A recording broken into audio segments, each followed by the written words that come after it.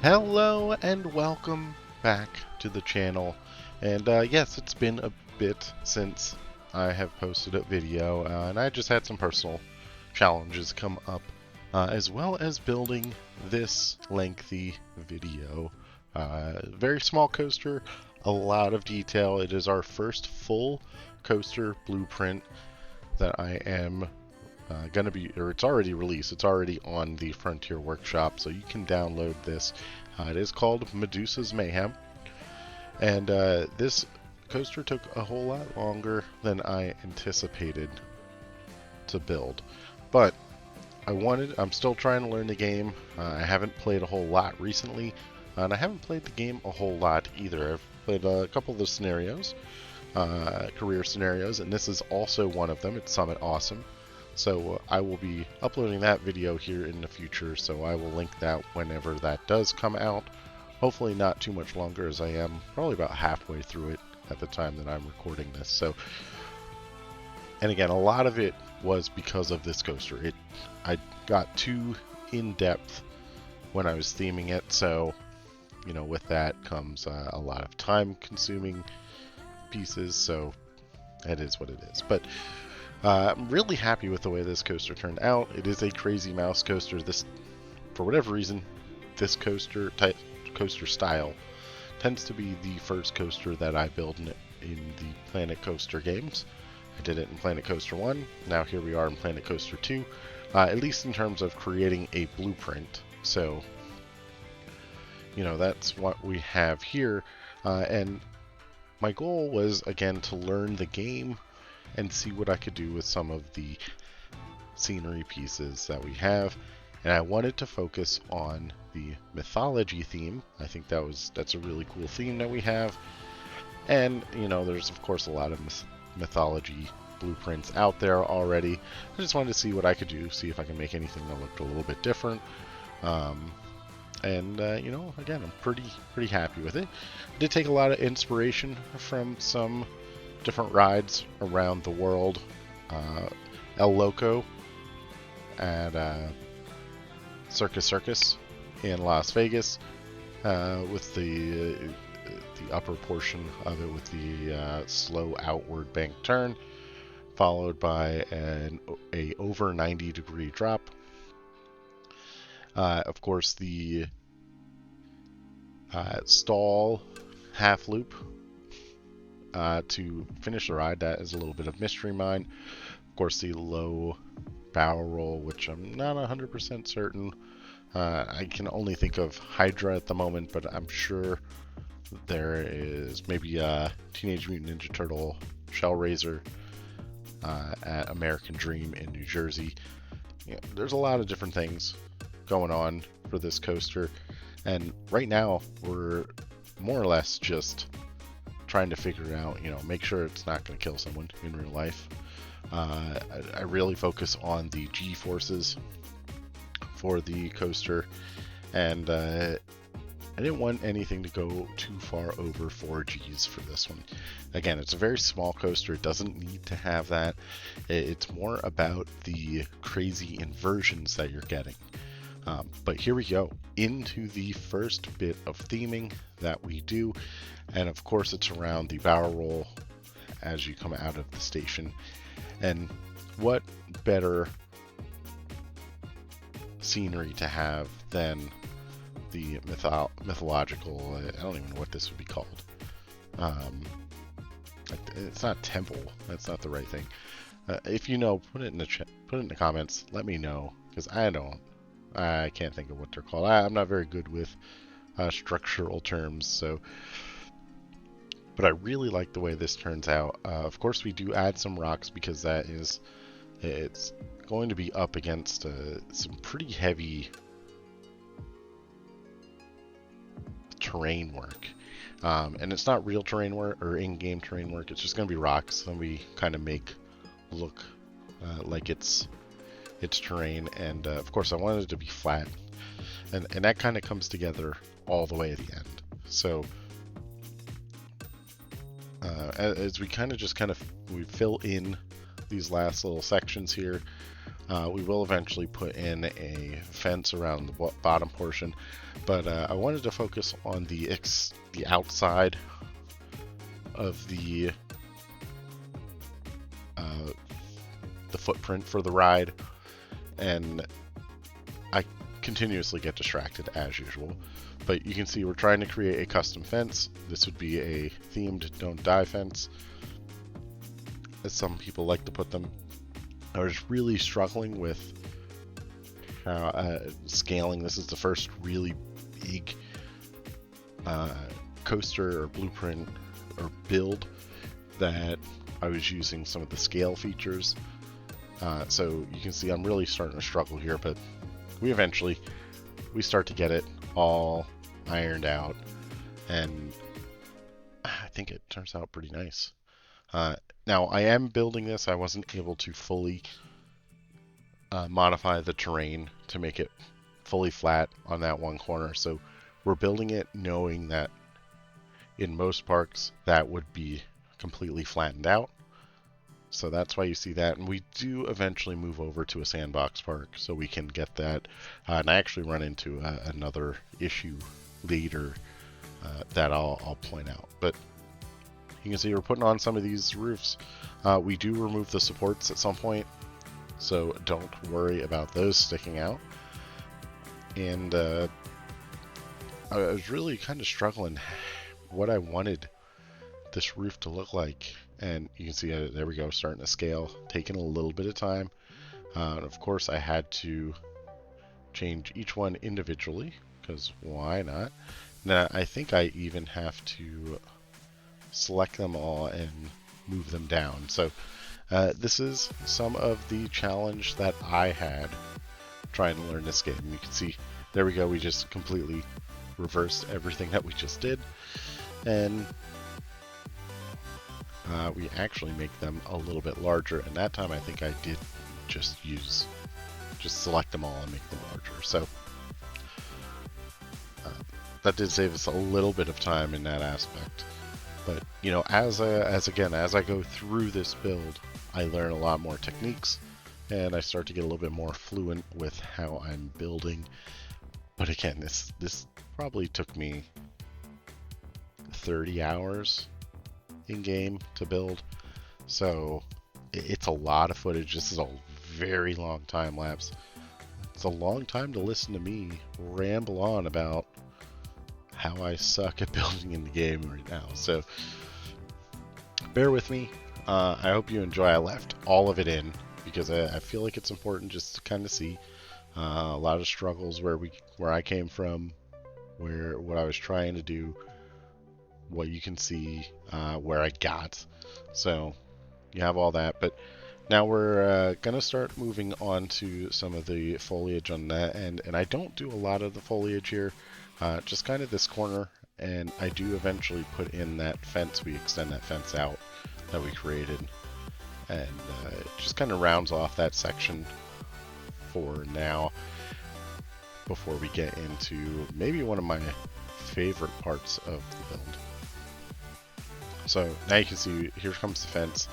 I was trying to come up with something different, so we do get something a little bit different, because we needed more of a base on the bottom of those don't die fence, themed don't die fences. I should keep that with as we go through here. But you can see we duplicate that over, and we search for an extended period of time to find these marble pieces that I think look really nice and make a lot of sense to be placing in here. Of course, we have to get a connection piece there. Now, I was building this before one of the hot fixes where the colors weren't sticking around, weren't quite as easy to duplicate. So that's what you're seeing right now, is I'm constantly going back in and changing colors because it just wasn't sticking. I just had to do it. The game wasn't, it was supposed to function, so it is what it is. But it does, again, it does get better towards the end. I think maybe 1 or 2 hot fixes came out while I was doing this. This build's actually been complete, I think before Christmas I completed it. I just didn't have time to edit the video. Again, that's because there's so much footage of me building in this. So, but you can see it looks a little cleaner. It does need a little bit more green on the outside. So of course we get the hedges, which I think look great for the game. Really happy with those. I like those better than the ones in the original Planet Coaster because they were so perfect. But I also kind of wish we had those because those actually look good in some scenarios too. Now, we do a lot of moving the camera around here to make sure that the coaster car does not impact any parts of this. And I'm not sure why. I guess it makes sense that I did it now because there are a lot of areas that this could happen. And you know, we do make our own custom cars here at the end, all the way at the end of this time lapse. So I had to go back and do that, but I actually don't know if I did that on camera or not. Which, I mean, you don't really need to see me do that. But what you're seeing now is we're doing this little area that's the turnaround into the lift, and I came up with a really nifty idea of putting on a rock here to kind of elevate it up to the height of the cart. And we do like this little scroll reading area. And this comes off of the idea of Spaceship Earth in Epcot in Disney, where I think it's Socrates is talking to the people around him. So I figured this would be like the scroll area where they tell you about the story of Medusa and how it comes and what comes with that and what challenges could be ahead. So I really like it. It also adds a really nice break. So you know, if this is up against something, you can hide stuff behind there. And I actually use this structure I think 2 more times in the whole build, and then I just modify it a little bit. So I'm really happy with the way this turns out. And then of course we do get the actual scroll readers in front here, just to signify it even more. And of course a little bit of a fire here I think as well, just to add a little light to the area. Now I'm going to take a quick sip of my beverage before I start coughing, because I was sick here for a little bit before. That was not the main reason why this video is taking so long, but I did contribute near the end.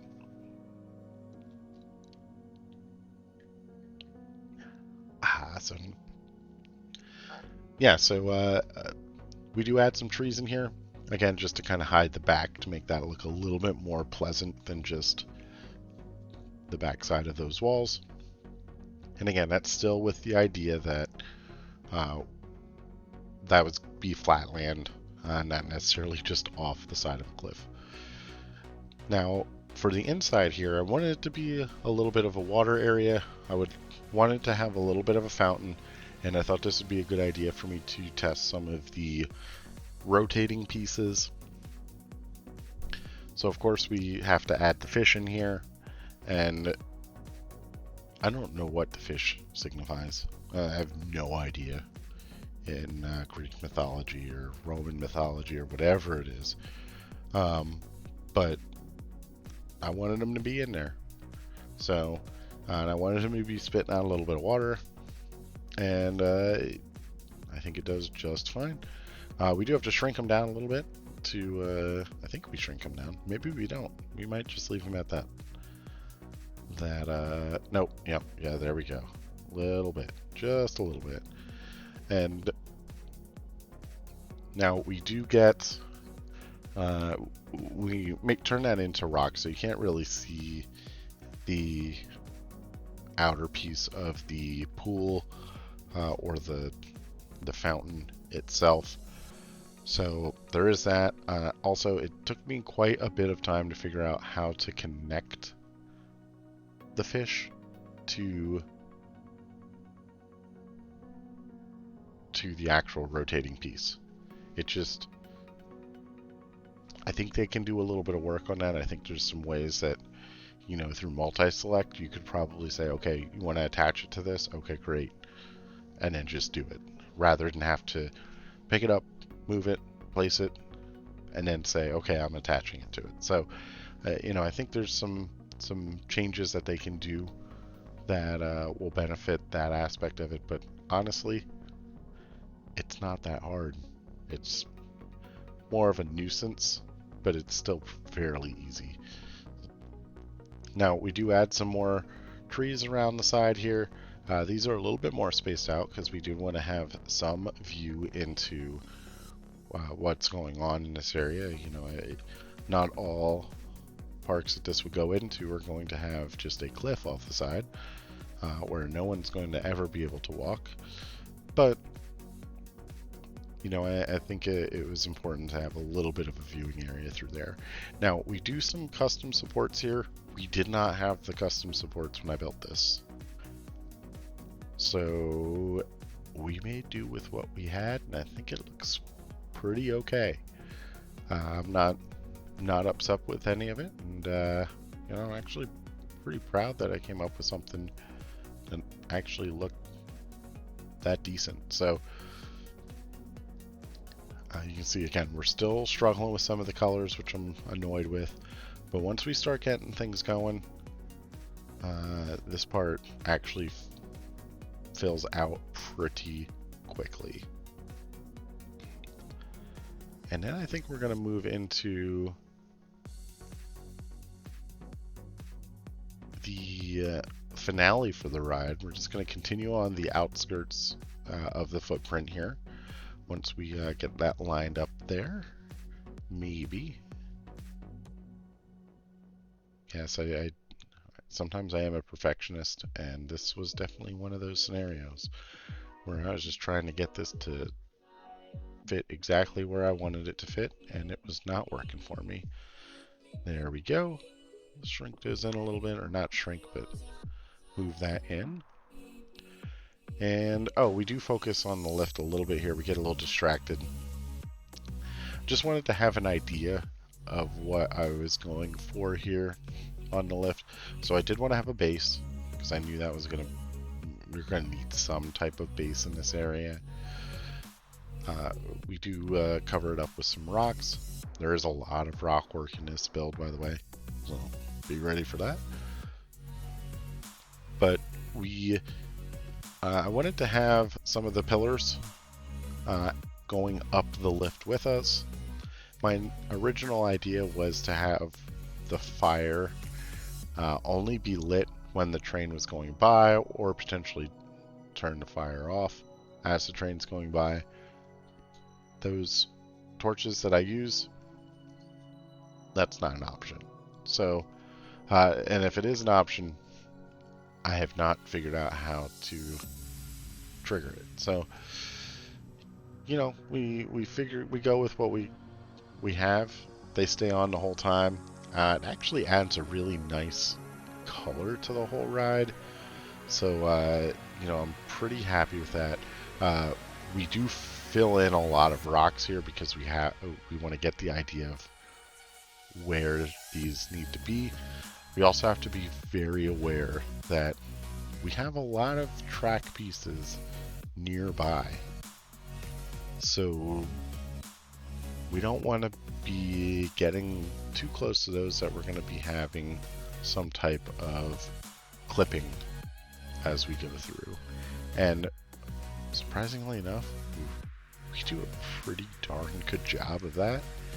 And maybe not lining them up so well, but we avoid having any clipping.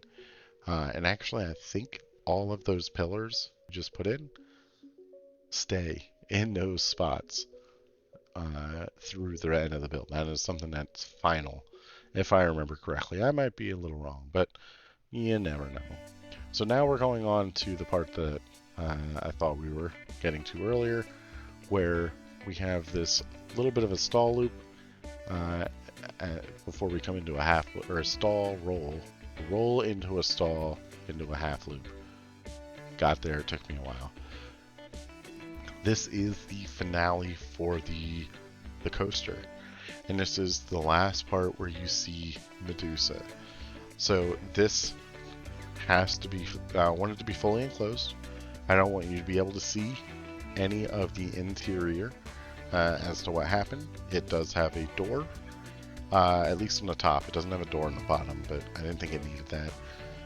And you come face to face with one of the Medusa statues, and you'll see exactly what I do here in a few minutes. But this was one of the more challenging parts of this build, and this is where I got much better at using the scaling feature, because you needed to, or the whole thing was being chopped. You were having an arm chopped off, or the coaster was being cut in the side, or it was digging into the rock somewhere. I mean, there were so many things, and again, sorry for all of the camera. The camera work is a little crazy, so I apologize in advance, or I guess it's not really in advance, but it doesn't get better. We do a lot of this for a while. So you can see we are just kind of duplicating rocks. There are some repetitive pieces in here. I knew that was the thing that was coming. It doesn't really matter that they're repetitive or that they're the same, because you don't see it in the final product. So don't focus on that too much. It was more about just making sure all of the light was blocked out, because of, you know, the new Planet Coaster lighting mechanic is fantastic, but if light gets through in any way, it can kind of throw the whole thing off. So we have to find a way to close off everything, and we do. And honestly, it looks great at the end. I think it does a good job of closing everything off and doing exactly what we're doing, and hiding maybe one of the cooler effects that I've ever got to build in a Planet Coaster game, which you're seeing me put in right now. So you can see we got our mechanic, or our feature on how we're going to rotate what we put on in here. Now, I do like some realism, so of course we have to add a beam that connects to it. And this rotating feature is an upside down Medusa head that is going to eventually be moved directly into the path of the coaster. Now, in real life, this would be some type of foam structure or something like that, if they would even let that happen. So if for whatever reason it didn't trigger and get out of the way, you just bust right through it and you'd have minimal to no injuries whatsoever. But you can see there are quite a few different ways that we need to have this thing move, and we eventually find one. So the oscillate slow works for us here. I wish we had a little bit more control on how fast this would go, but you know, it does the job. It works. And you know, as you go through the half loop, it's right there with you. It does get out of the way. It does kind of go into the wall as well, or into the ceiling, but you know, that's just a limitation with the game. There's nothing I can do about that.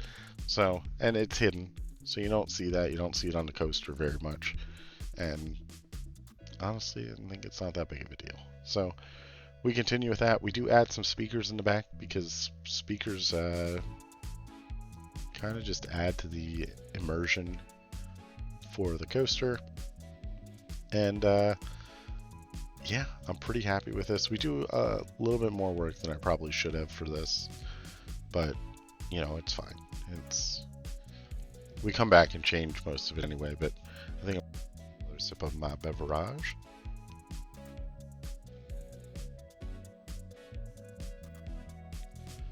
Good old water coming through to help me out. So Now we do finish the floor, which of course is just rocks. Again, this isn't important because you don't see this. It is pretty much completely black at that portion as you're going down. Plus you have to look past the track, which you're just not going to do. And it's maybe you see it for half a second. So again, not very important. Now we do want to close off the top portion. This is going to be a tall tunnel because it does have the 2 levels in it.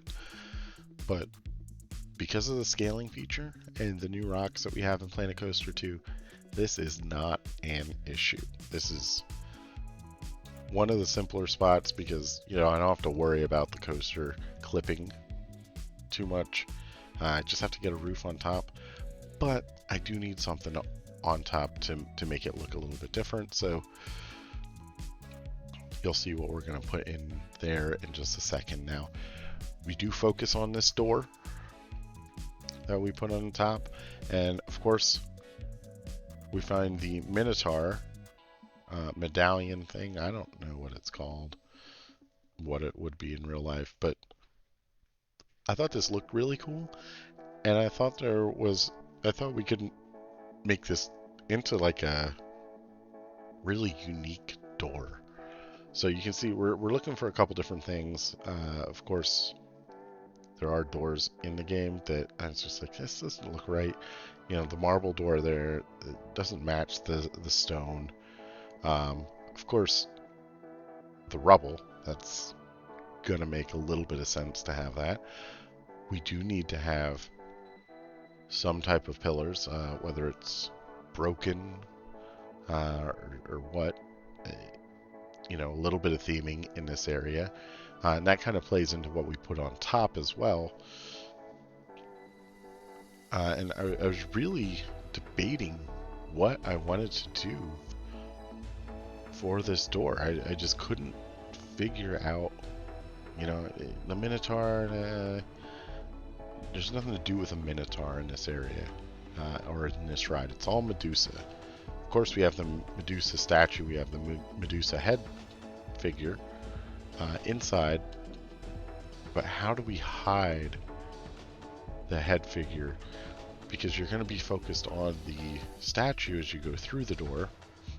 And then you want the door to reveal the finale. So we continue to work. We find these arches. And then we just go for the Minotaur.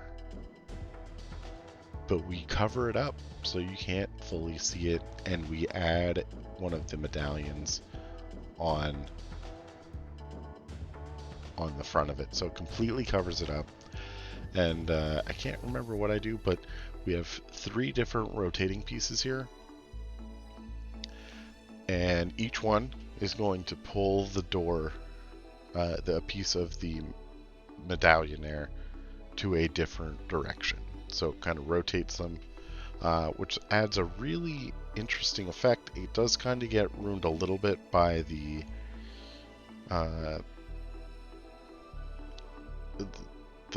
piece that we used to cover it, because it's not breaking into the 3 different pieces like that. Then it does break into different directions, but you can't see it quite as well. But I think this door came out really good. I was really happy with this. And of course, here we go. Trying to figure out, okay, well, how do we get this all to lock in? The bottom part goes straight down, so that was easy. And then the top 2 parts are kind of at 45-degree angles. And you'll see, we're going to test it here in just a second. We test it without putting the dressing on the front of it, so you'll get to see what it looks like before we do that, and then you'll see after here in just a second. Whoa, there we go. We saw it at full 10 times speed there, and I don't know if you caught that or not, but you'll see it now. Yeah, now we're actually adjusting what we want it to be. And I know this is currently concern with some people is that, you know, we have the ability to make these doors now, but we don't have the ability to control how long they are open. So I kind of feel like they missed the mark with that a little bit. And hopefully we get it in the future. I'm sure we will, because it just makes so much sense. But, you know, to do like a quarter turn and stop and have it be like, okay, this is one way, and then you have the option to close it on a second, so quarter turn back the other way. Or even to just, you know, you can select multiple options for it. That would change the game even more. So, but anyway, back to what we're building. You can see we've now put the laurel on this medallion to try and cover up that minotaur, because again, it just doesn't have any business being there. So now you can see that is connected to the bottom piece, because that's the piece that gets passed first. So, you know, I'm pretty pleased with that, and then of course tidying up some of the bottom parts as we get through this. A little bit in the outside, and again, we do come back and we address some of the gaps here with some foliage, just to kind of make it blend in a little bit more than just a random rock structure that would be at the side of your park.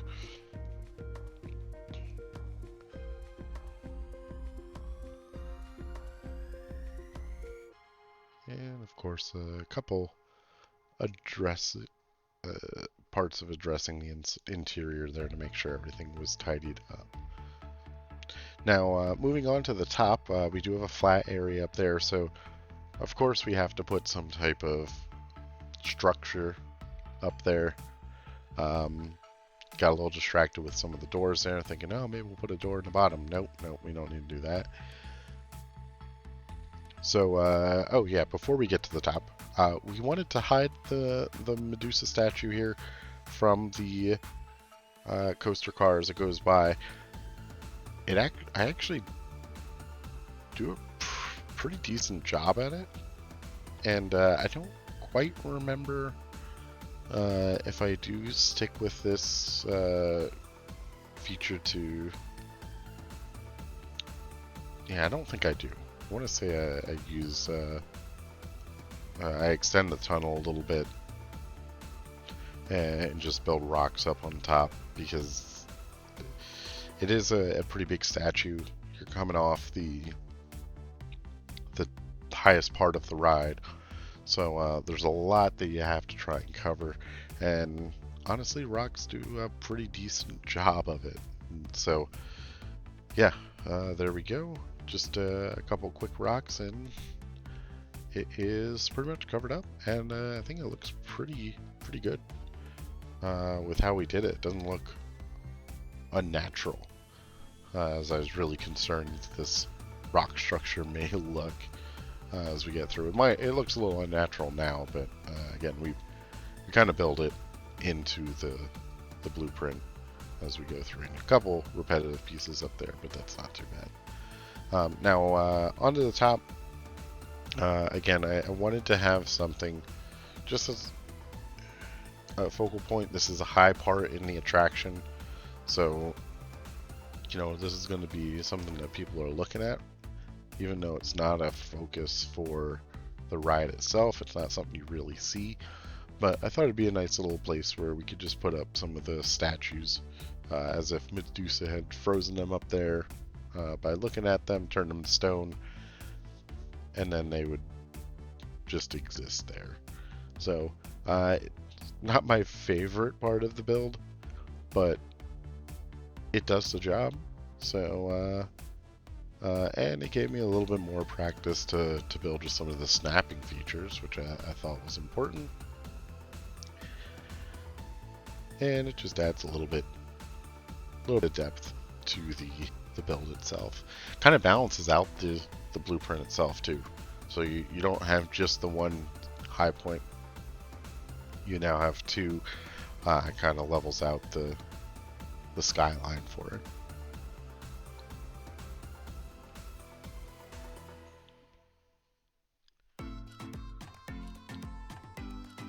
We don't spend too much time up here because I don't think it was necessary. We are going to, again, throw in some of the statues here. Eventually, you can see we do struggle with trying to get some plants, some greenery in here. Doesn't work. I think we remove all of these wall crawlers. And don't like those, yeah. And we just go to put in some other just random bushes into the rocks, which to me just adds a little bit more of a believable realism. Do I believe that bushes like this will grow out of rocks? Probably not. Bits and pieces though, yeah, probably.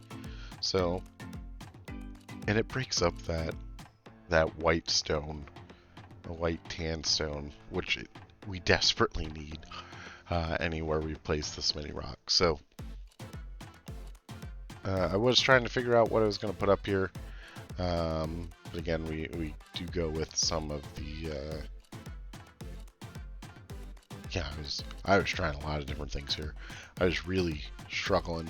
I was going to put in a little blurb there about what this was, and I think I end up just scrapping that, putting a little fire there, and throwing in the statues.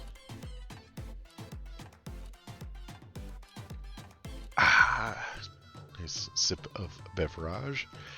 Now we do want to get in a couple different looking trees. We don't want them all to be just the Tuscan, however you pronounce them. And I wanted a different style of don't die fence. In this area, it's clearly a little bit more wooded than the other portions. So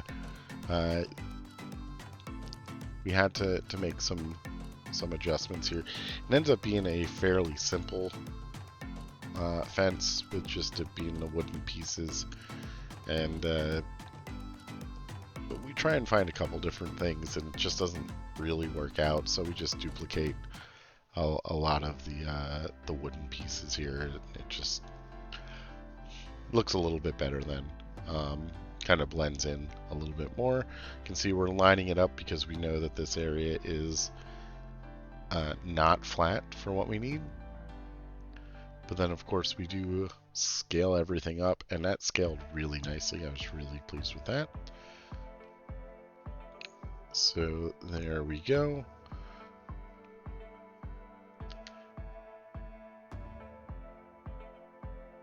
And just making sure everything looks decent. Now, this area, we changed a lot.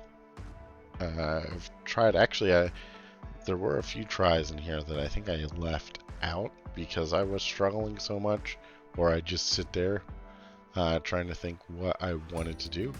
You can see we still kind of have the idea of the structure where we have the scroll readers. We kind of go with that same idea, but I think we end up just copying it completely at some point. Because it just kind of fits, or maybe, yeah, we're trying to make it a little bit bigger. Then we try and do the whole duplicating thing, and I just didn't like it, so here we go. Let's just steal this one and make it a little bit larger, because we need to hide another one of our Medusa statues, animatronics, I guess I should say. Which is going to be just hidden behind this wall, because Medusa is going to sneak around to try and put you under the curse that she does. So, and you know, this statue, it has a lot of different movements to it, and I was struggling to figure out which one I wanted there. We eventually settled on one where it just kind of looks, you fly by this one so fast that you really don't catch it all that well, or see it all that well. So it ends up turning into how are we going to hide this animatronic we continue to build here? So you can see we pull back some of these Tucson trees again, which again we do add in a different tree at the end to just kind of break that up. But those trees are such a good sightline breaker. They're small, they're compact, but they're tall. They're narrow, so you can put a lot of them and vary the size, and it makes it look a little bit more natural, but it just prevents you from seeing stuff. So I was really pleased with that. Of course, we have that area be a little bit overgrown as well, because Medusa is there, so we get that going. You can see we're still messing around with the timing on that, because we want it to kind of turn with the car as it goes by. And then we start to try and figure out how we're going to get our transfer track in here. I was getting sick of working in that one area, so we completely go back to the station and we put in our fake transfer track because for whatever reason I feel it is necessary to do so. I was also concerned about this last little turn, what the clearance was of that coaster going above it, and it turns out that it's not an issue. I actually did a pretty good job estimating what I needed to have there. Now I was hoping that I would be able to keep that in a tunnel all the way through as it went under there. That I did not leave enough space for, but it turns out that it doesn't really need it either. Now this is what I referenced earlier, where I was having an issue with what was in this park already. There are some scenery pieces that I did not know that I could not move. So one of them being the sign for that coaster there. I do not remember what that is, but you can see we are trying to move that around. I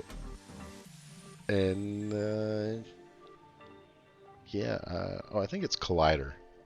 So that turns into a challenge. That's one of the reasons that we needed to go to our sandbox park, which we do still quite a bit more work in this park before we leave and come back to it. So you can see now we are working on the entrance to the coaster itself, and this is going to be another structure where the 0G roll goes over the top of the entrance, and this turns out, this is maybe one of my favorite parts of this build. I just love the way that it turned out. We were able to fit in a lot of scenery in this area without actually putting in a lot of scenery, if that makes any sense. I'm sure it doesn't. So of course we're gonna go back and change the colors of the ride now, so we get a little bit more accurate representation of what we're looking at here. But you can see we've done a couple different iterations of this. It just needed to be something simple, nothing extraordinary, but really similar to that building up top there. So and again, I don't know what the name of this style is, but for Mythology, this is like the staple of what they would do with the columns supporting the ceiling there. Now, we do a couple different techniques here that we wanted to, try to manipulate some of the beams and some of the supporting structures. So, and you can see we're still struggling to find pieces, but I knew there was a piece in here that I wanted, and of course we do find it. We make it very large, and then we start duplicating a bunch of stuff. I think we start with the columns, and of course we do use the uh, the snapping features. Those snapping features are really kind of game changing for me. Just to be able to easily get something the same distance apart all the way through. That makes it so much less time consuming for me, and eases my mind when I don't put them correctly, which I do a lot. And I still do a lot, even with snapping. Now, again, this ride's called Medusa's Mayhem. So the entrance, should it have Medusa in it? Should it not? I was wrestling with that. Of course, I wanted to have some type of green in the entrance, the green and gold. And we come up with what I think is a pretty nice little entrance. Of course, having some arches with the marble. I think that makes a lot of sense. But what really sets it apart for me is the sign that we end up making, which I can't remember if I put it in the thumbnail. It's definitely the thumbnail on the Frontier Workshop, but I love the entrance that we build. Now it does take a bit until we get to the finished product of it, because we do change things around quite a bit, but you can see right now we're making our nice little area here. Of course, we do have Medusa in, which the first thing you see is actually the last thing on the ride you see of Medusa, which I think is really ironic, I guess.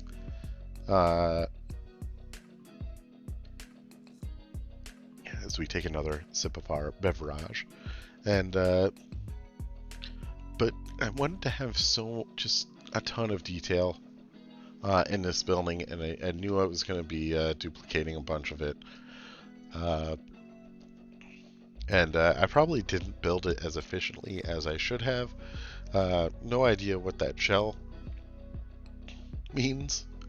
I don't know why it's in there, other than just to take space and break up some of the monotony.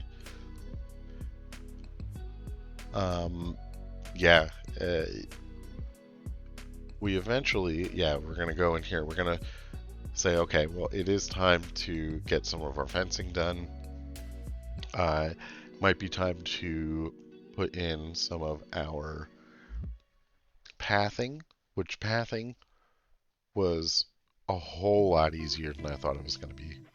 I certainly had some spots where I struggled a little bit, but generally speaking, I was pretty pleased with the way the pathing was working for me. And again, I'll point out some of the struggles that I have as I go through it, but yeah, we of course need to change some of the pieces here. And we couldn't change the terrain in that area, so that's actually a little higher than what a flat terrain would look like there. So that's why you see that fence going in a little bit deeper. And then of course adding in that extra tree just to kind of break up that tree line to make it look a little bit different.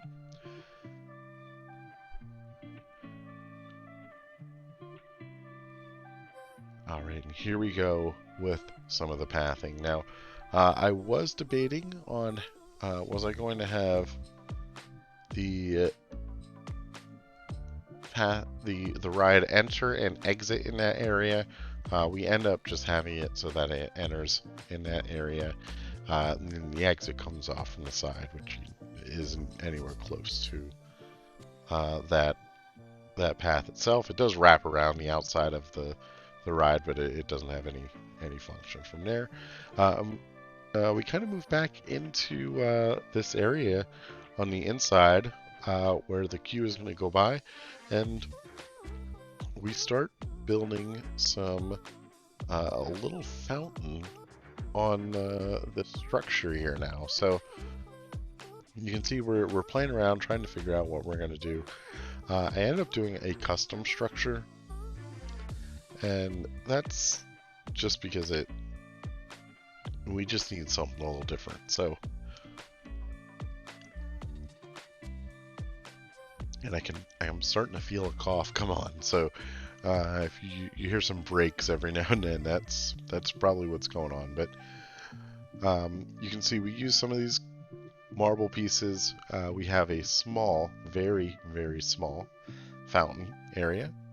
And this actually turns out to be a part that I'm pretty pleased with as well. Because once we get the little pieces to hold the water in, we add some waterfall pieces behind that come down the wall. Which, does it need it? Probably not. Does it look cool? I think so. So yeah, I really like this. We actually use this in a few different spots then, once we get that, once we kind of figure out how we do that. It goes behind a lot of the pieces there, so I just think it kind of makes sense. I think that would be something that you might see. And then, you know, having the torches there with the fire, I just think that's such a contrast that it just seems really unique, and I really like that. So now we do remove some of the supports here. We are going to do some custom supports, again with the mythological pillars that we made, and the reason I did this, they kind of keep the immersion when you're walking past these areas, and they were very simple to do. We don't do it on all of them. It doesn't make sense to do them on all of them, but at least the ones that are visible to the guests from the queue, I think that's necessary. Other than that, the ones in the ride, people, that's not what they're thinking about when they're riding something like this. So, all right, and then now back to the paths.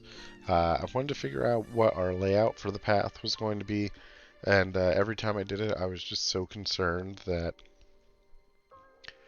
it just was going to be a lot more challenging that I didn't want to do it, so I just stopped. And we decided, you know what, maybe it's just best to go and finish on the external fences here, and it doesn't. I just keep getting so distracted all over the place. I felt like we needed to have a big pillar here with some fire. Did we need it? No. Does it look fine? Does it look cool? Yeah, probably.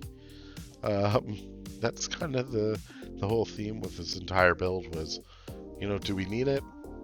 No. Do we want it? Kinda. So, you know, we just kind of build it and go with it. And now, this is probably one of the more complex structures, or supports, I should say. It's a support that goes into the building, and, you know, it kind of goes through one of the pillars that hold up the building. So I kind of feel that it's believable. However, it's not lined up right. So we kind of have to angle the actual support. But again, this is probably the biggest stretch that we have in terms of realism. Is it feasible? I don't know. I don't know. Is it possible? Maybe. So, you know, I think it turns out just fine.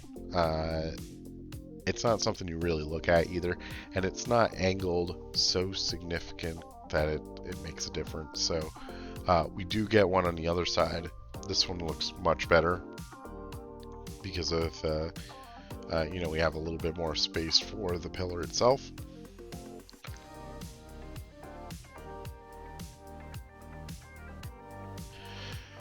So yeah, and there's a little break there because I did have to cough, so sorry about that.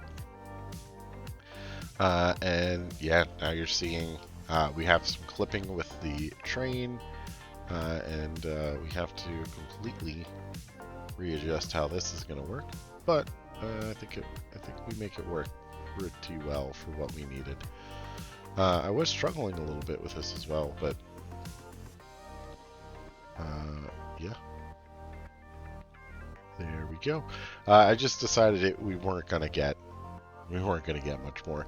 I could have potentially just threw that on its side and kind of made it so like that was like a leaning, but I didn't, or a leaning pillar, but I didn't think that was gonna look good. Now,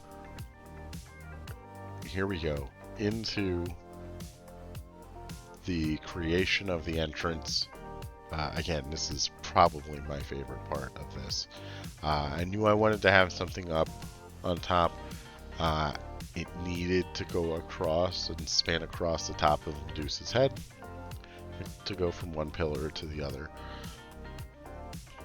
Took me a lot of searching, but we find the market. I don't know if it's tarps or what it is, but there was one that I could rescale to the perfect size. So we go ahead and we throw that up there, and then trying to figure out how I was going to put the letters on here. This is concave, so it kind of sits back a little bit, which is kind of weird, but we take our text and we just kind of sit it in there, and we have to rotate each individual piece one by one, and then change the letters to make sure it looks good and that nothing's going to be clipping out. So it does take a lot of patience and determination, because this was really getting to me. I couldn't click on the thing I wanted to click on, but it works, and I think it looks really good. So again, this is called Medusa's Mayhem, and yeah, we are. These kind of look like M in that font, but either way, I'm pleased with it. I think it looks really good, and again, I think that's probably one of my favorite parts. Now, we do need to have some don't die fencing on the inside. That is just something that needs to be there. We do extend that through the pillars on the side there. I didn't think that was that important to be concerned about or to create its own thing. We do that on both sides, and then of course we add in some of the scenery or greenery, shrubbery, whatever you want to call it. And eventually we're going to get into the path here. We do a little modification of where that sits, just to give Medusa a little bit more space. Also, I wanted to get a different style of tree in there that would just kind of peek over, just to kind of hide it a little bit more as you come soaring past that turn, which again, I think we need to change that a little bit later. Now, this portion, I was debating where I wanted to have this fence, but I decided to just go through the pillars because I thought that was easiest. And you know, again, this is something that we could just easily just duplicate out. Now, the one thing I didn't care for is that little structure there that has the waterfall feature. That is angled to a weird direction, but I don't think it's that important, especially when we start adding in some of the pieces. Of course, we add some rubble because that giant pillar that we just put in had broken down and fallen into it, which is what our line is going to navigate around. And of course, we have some shrubbery in the inside, just to signify that it fell into that area. Now, the last little area over on this side, I was debating if I wanted to leave it as regular grass or throw in some bushes and whatnot, and I think it looked best with some bushes. We do make some minor changes here as we get through, but once we start putting the paths in, kind of finishes up the area a little bit, or it just becomes a little bit more complete. Now, this time lapse is actually so long that I've decided to do this in 2 separate sittings.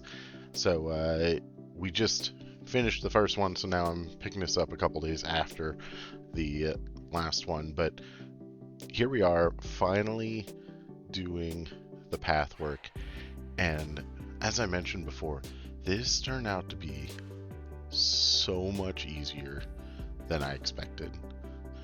You can just, with the edit tool, you can just move these paths to hide these curves or curbs so much better than what you used to be able to.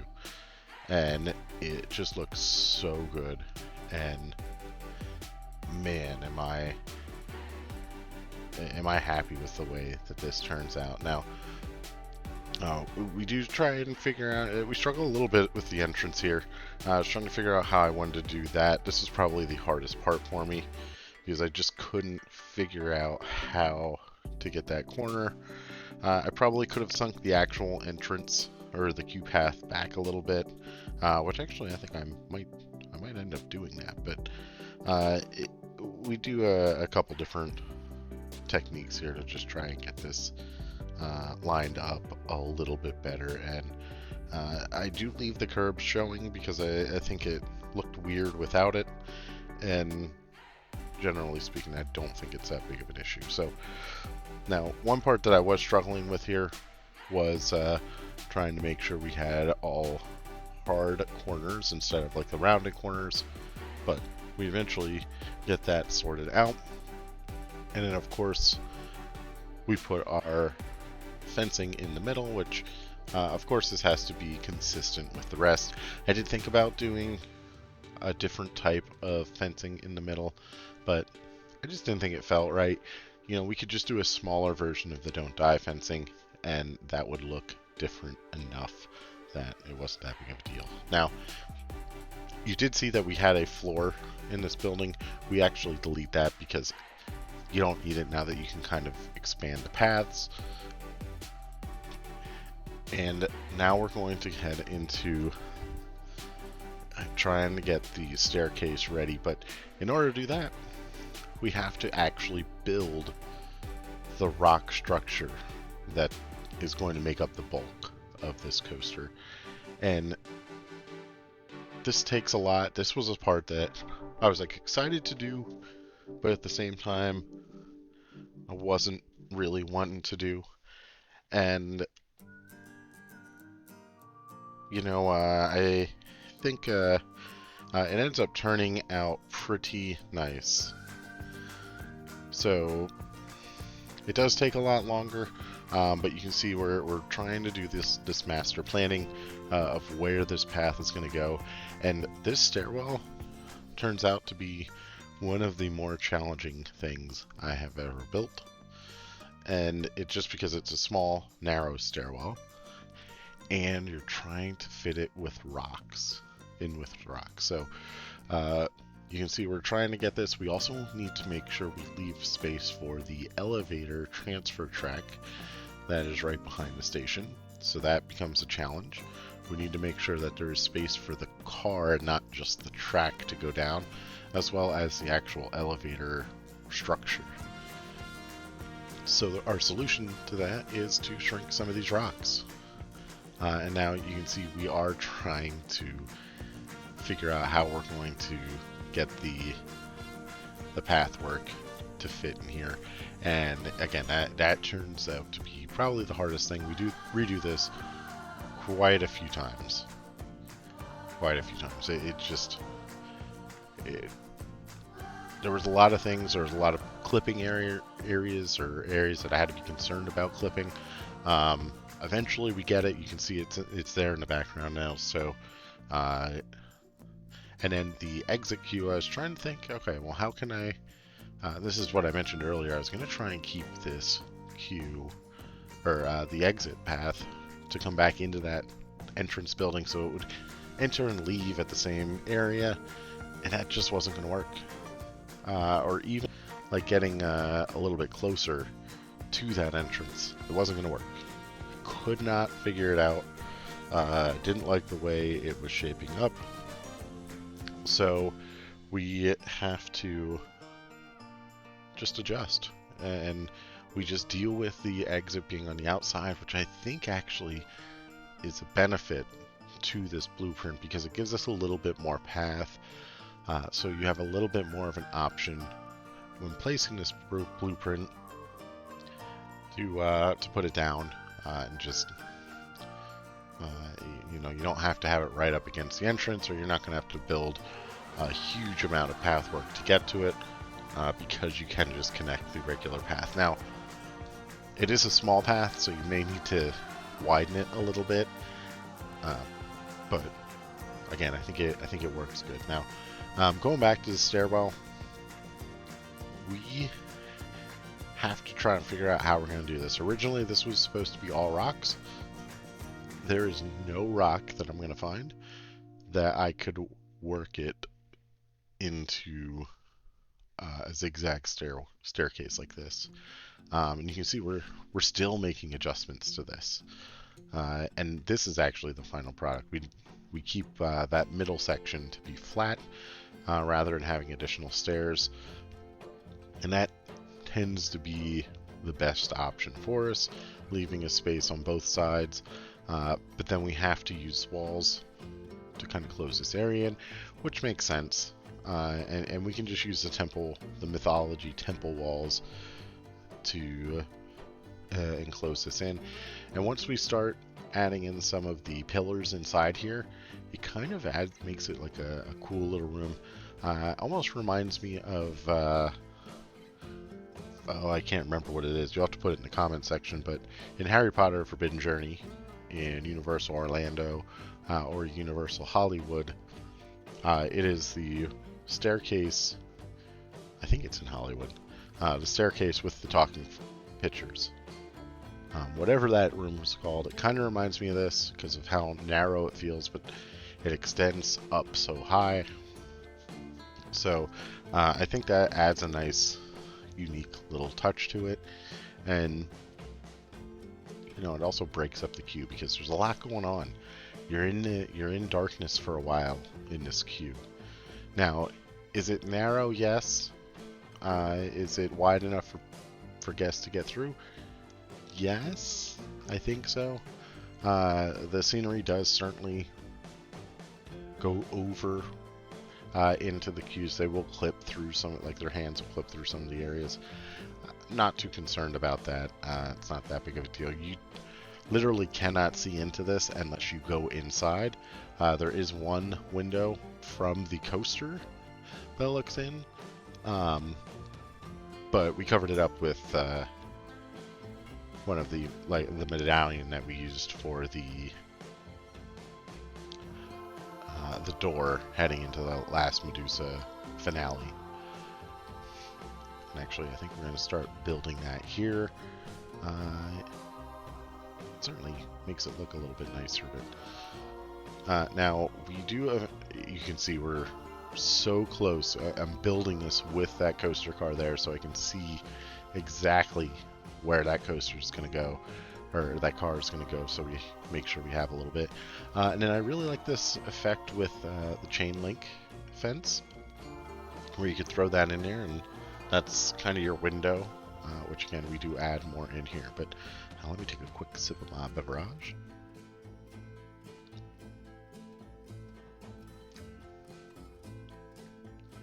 And of course, we do spend a whole lot of time on here. Now you can see we're getting more of that circle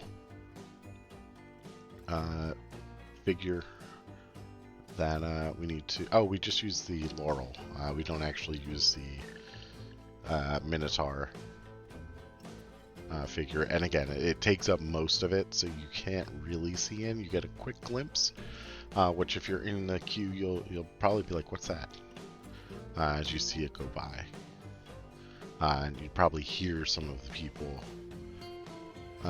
talking as it goes by, which I think is a pretty interesting touch. But now we have to figure out how are we going to cover up this area, and of course we have to use rocks because there's no other reason not to.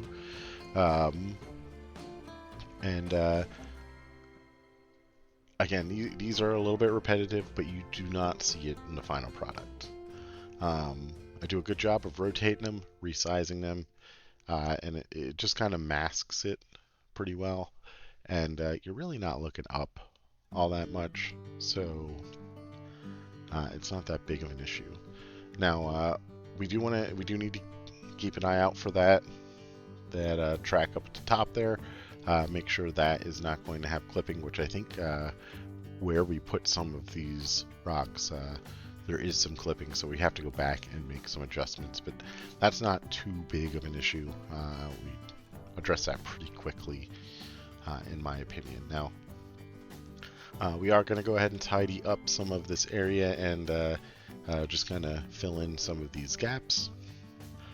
And then we're going to come back to the queue because I wanted to get the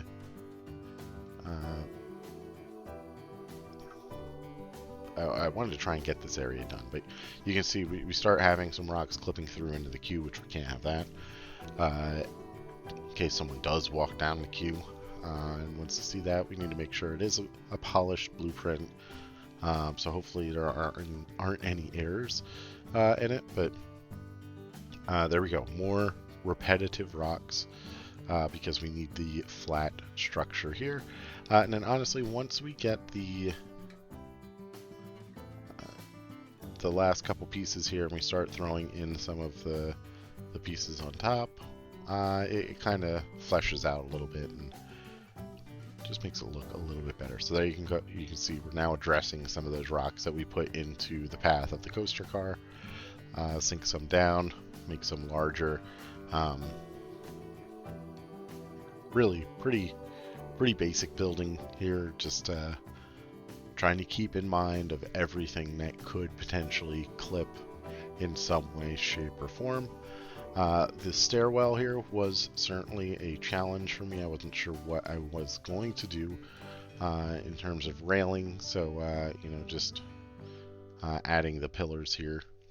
That kind of adds to that effect that I was mentioning earlier, where it's just such a tall room, and even though there's nothing to look at, there's still something in there. So now the bottom part of this queue, we wanted this to be a little bit more polished rather than just rocks. So you can see we go ahead and take our arched piece tunnel here, and we're trying to figure out, okay, how is this going to work? Of course, we add in some pillars and whatnot to fill in some of the gaps, and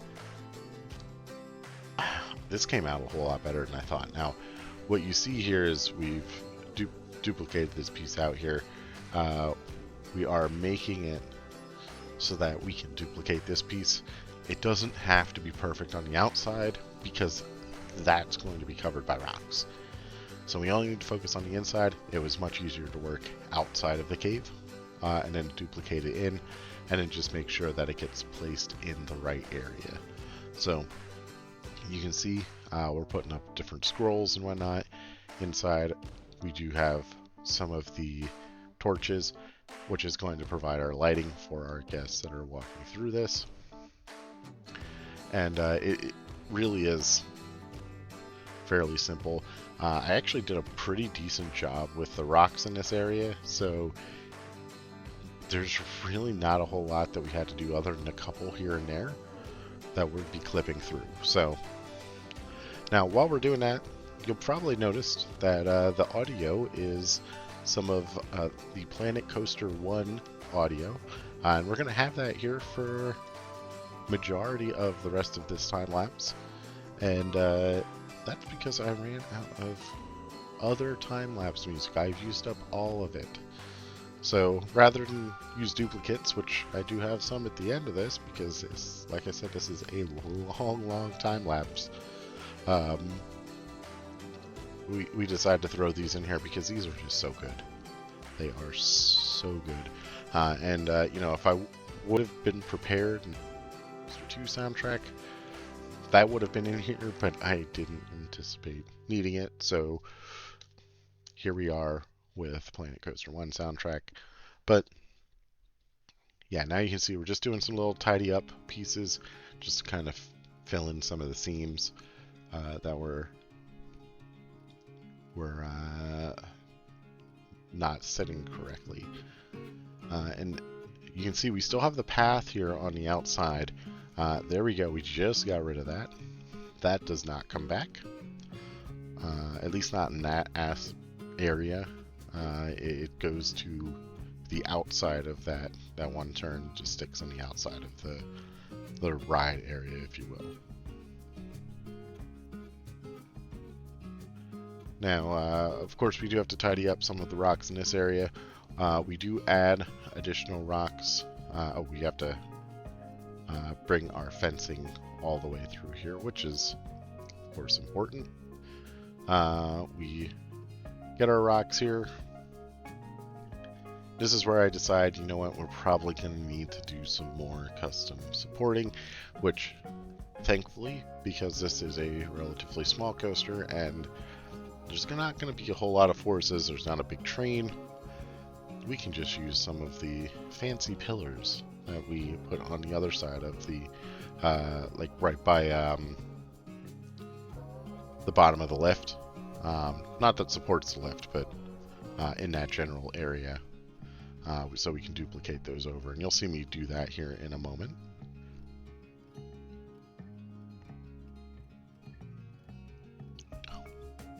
So take another sip of my beverage. Now, of course, this stairwell is never ending, so of course we have to go back in there, readjust some of those pillars before we extend that wall up more and more. And honestly, I don't remember where I stopped with that. So we'll find out together. I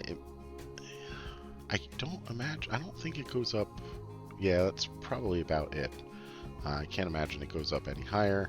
And, you know, those rocks kind of filling in that gap make it look much better.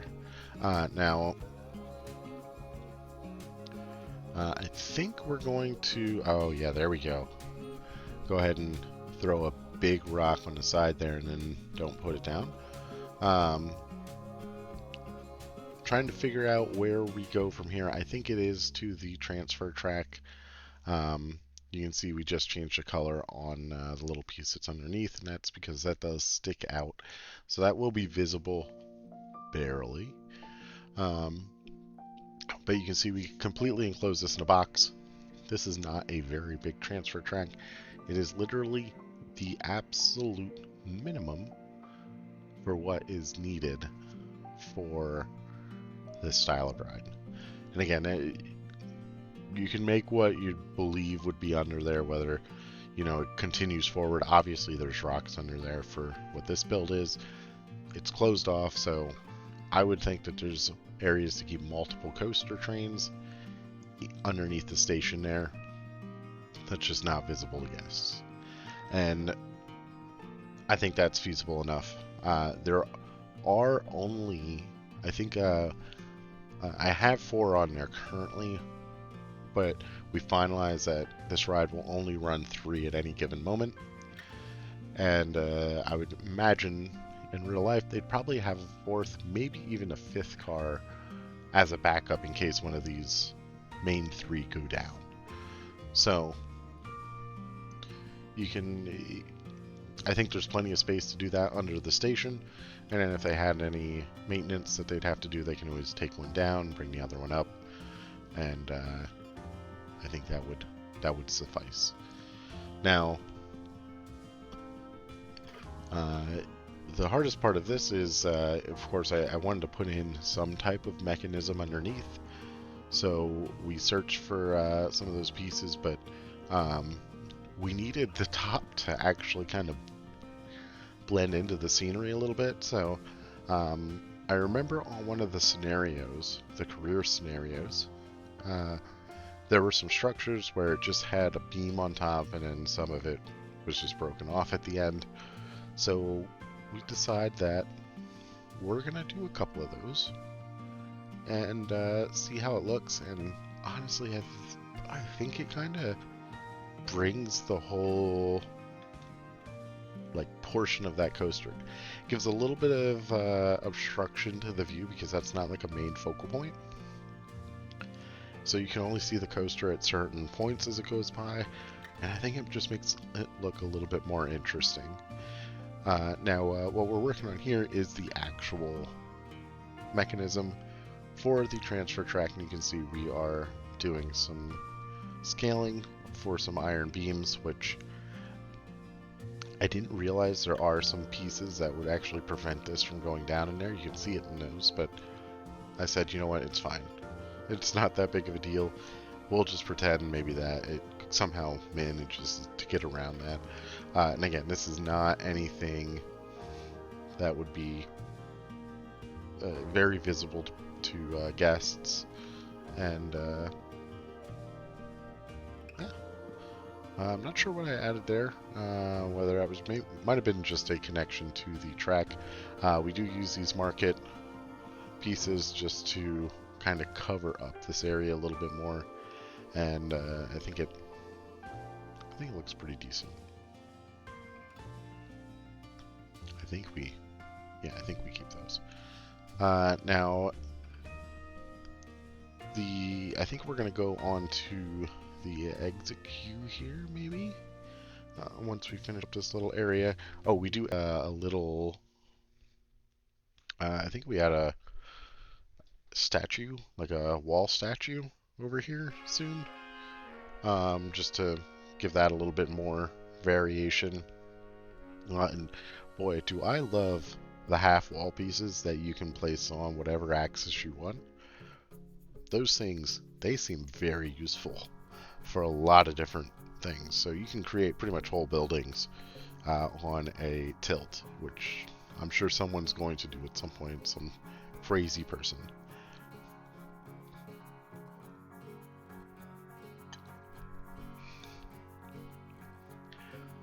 Right now,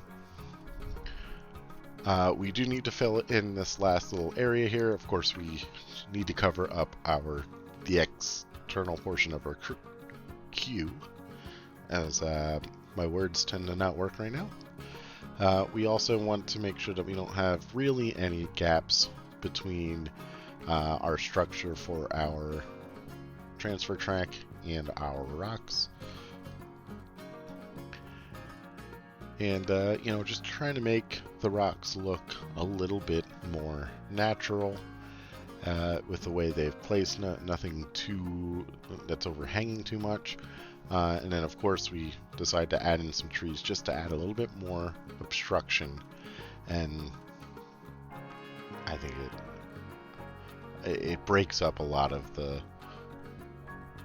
tan rocks that we have. So now you can see we're going back to the supports that I had mentioned earlier, and I noticed that I like to duplicate things, place it and then duplicate it and place it again, and I don't know why or how that was happening,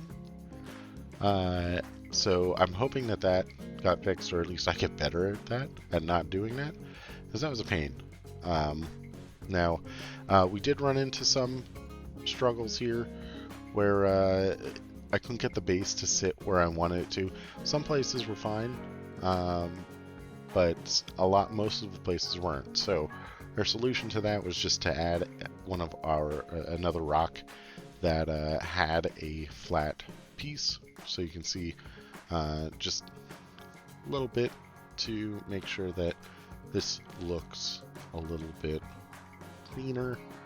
And honestly, they didn't really stick out that much, so I didn't think we needed to do anything more than that. So now what you just saw there is we finally went over to a sandbox park rather than doing this in the career scenario, so we can see what we're doing and not dealing with that collider sign that was part of the scenario that we could not move.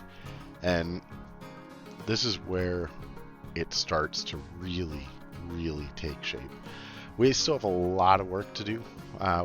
We have, I think, at least 3 or 4 complete structures that we have to do. And of course, we go back and address this this support beam, which again, it's one of my least favorite support beams I've ever done. But we do add some large pillars because why not? It's mythology themed. There's tends to be pillars and obelisk-like structures around. But I also found that they were a good place to just place some torches that would add some necessary lighting to the area. But we could have them high enough that it would still be dark in some areas. So, of course, we do have to go in and finish off our fencing for our ride area. And once we complete this, aside from a small area at the front of the station, the area for our ride is complete. There's a whole circle around, again, with the exception of that small area at the front, which is just because of the station. And yeah, it starts looking real good. But now you can see we're struggling a little bit here with path because I noticed there was an issue when placing it. That some of it was sticking out. We also noticed that there were some places that were just kind of sticking around. Now I did add in some flooring to the areas where I couldn't get the path, or there wasn't a path to put. And you know what better to place in there than just statues? I didn't really know what else I could put in there.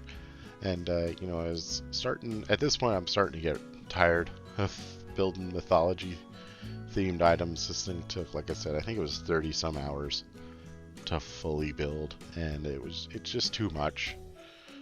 Way too much. So you're not going to see me do a blueprint coaster for probably quite a bit. I do want to get some of the career scenarios completed and get back on track with that, because they take much longer time than I was anticipating. Now, I do still want to build at least one blueprint per scenario, so you are going to see some things coming, but we'll see what ends up coming out here. Now, I did run into an interesting issue with the path, the exit path coming down here. So by this point, I have realized that this path needs to stay on the outside of that fence. But the door there that would lead to our transfer track area in our maintenance bay, there's that stairwell comes down, comes out of the wall a little bit. So that is certainly a challenge, but we just kind of live with it, and we just kind of build up the wall in that area. So, you know, if you're going into that, you'd probably want to be on an angle anyway, because you're going to go, once you go through that door, you're going to make a right angle underneath the station anyway. So there is that that challenge that's going to be there, but I think it's believable enough. In real life, we'd probably be making that stairwell fit perfectly at the end there, so you don't have that. You could go straight into it if you wanted to. But the one benefit of the path tool is you can just kind of push the path right over there, and there's no issues whatsoever. Now,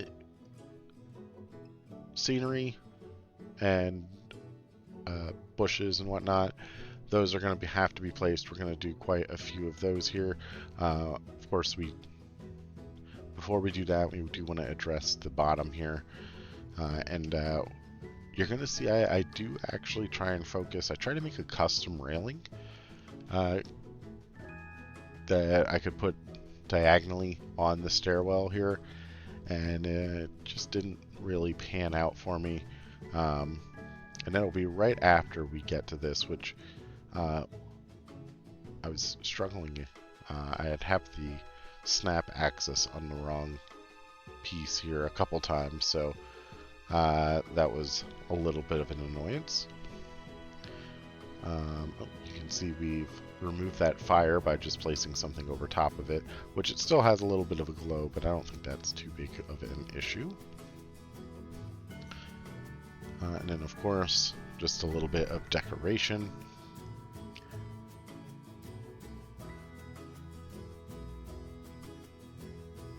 And actually, I think we do another waterfall feature here.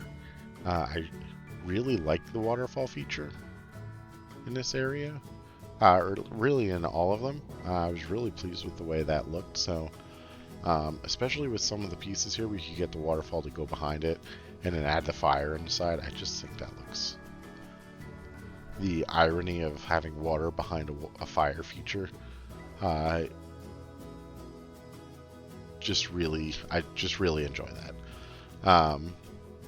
Now here we are. We're getting closer to doing this custom fencing that I was mentioning earlier.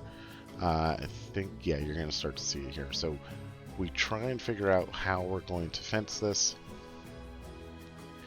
And we're going to take another quick sip of our beverage.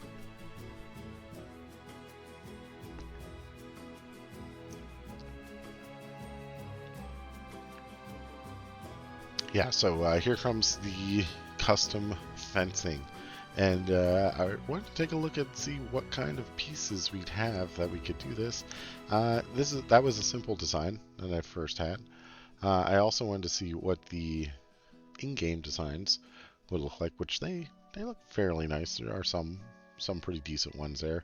And I like that you can customize which fence is on which path and not just getting stuck with whatever path it is. If you want a specific railing or if you want a specific path, you're being stuck with that then. So now I did like the idea of the Medusa sign at the front. So of course we have to do a matching one for the exit over here. And then I think the fires, you know, I don't know if you'd have the fire going for this, but it would be a little dangerous, I think, that some of that could catch on fire and then you're in trouble, but this is a game, so we can do whatever we want. Also, you notice that it's raining. Because I'm in the sandbox mode, I just constantly let it test because it gave me something to listen to, which was better than just nothing, as it was when I was building on pause. So I did enjoy that. Now, we mess around with this exit quite a bit. I think we do end up leaving just this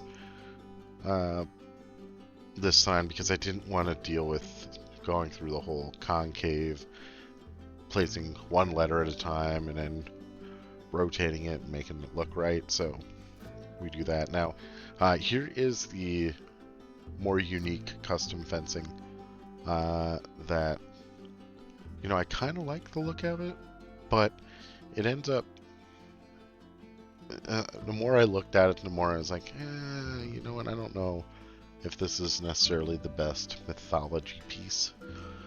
So even though I like the way it looks, it doesn't seem to make sense to me. So we end up scrapping this. We might use a similar thing like that in the future, but right now we just use the one that's already in the game, and I think it looks fine. I think it looks good. It hasn't been overused yet because the game hasn't been out long enough, so I'm pretty pleased with this. Now, of course, once we start doing the station, which I think we're soon going to get into that. I think we still have a few more pieces before, or maybe we do it right now. The station actually poses a little bit of a challenge because we get an update in the middle of this build, which changes things. So I'm grateful that I got the update before I released it, but we had to go back and fix stuff. So the update that I'm referring to is the way the guests are preloaded into the station. So you can see there's only the one line for them to go into the 2 rows of the coaster car.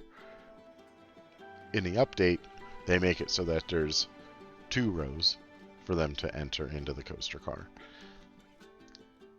I kind of feel like we should have a little bit more control over that as the player, to be able to say, okay, well, maybe I only want one to allow to get people into the station, or similar to the Dragon Coaster and Planet Coaster 1. I think it was Dragon Coaster, maybe it was the Wendigo, but you know, it didn't have sectioned off rows. It was just, you got into the line, you got through the gate, and you were getting on the ride in whatever fashion you wanted to.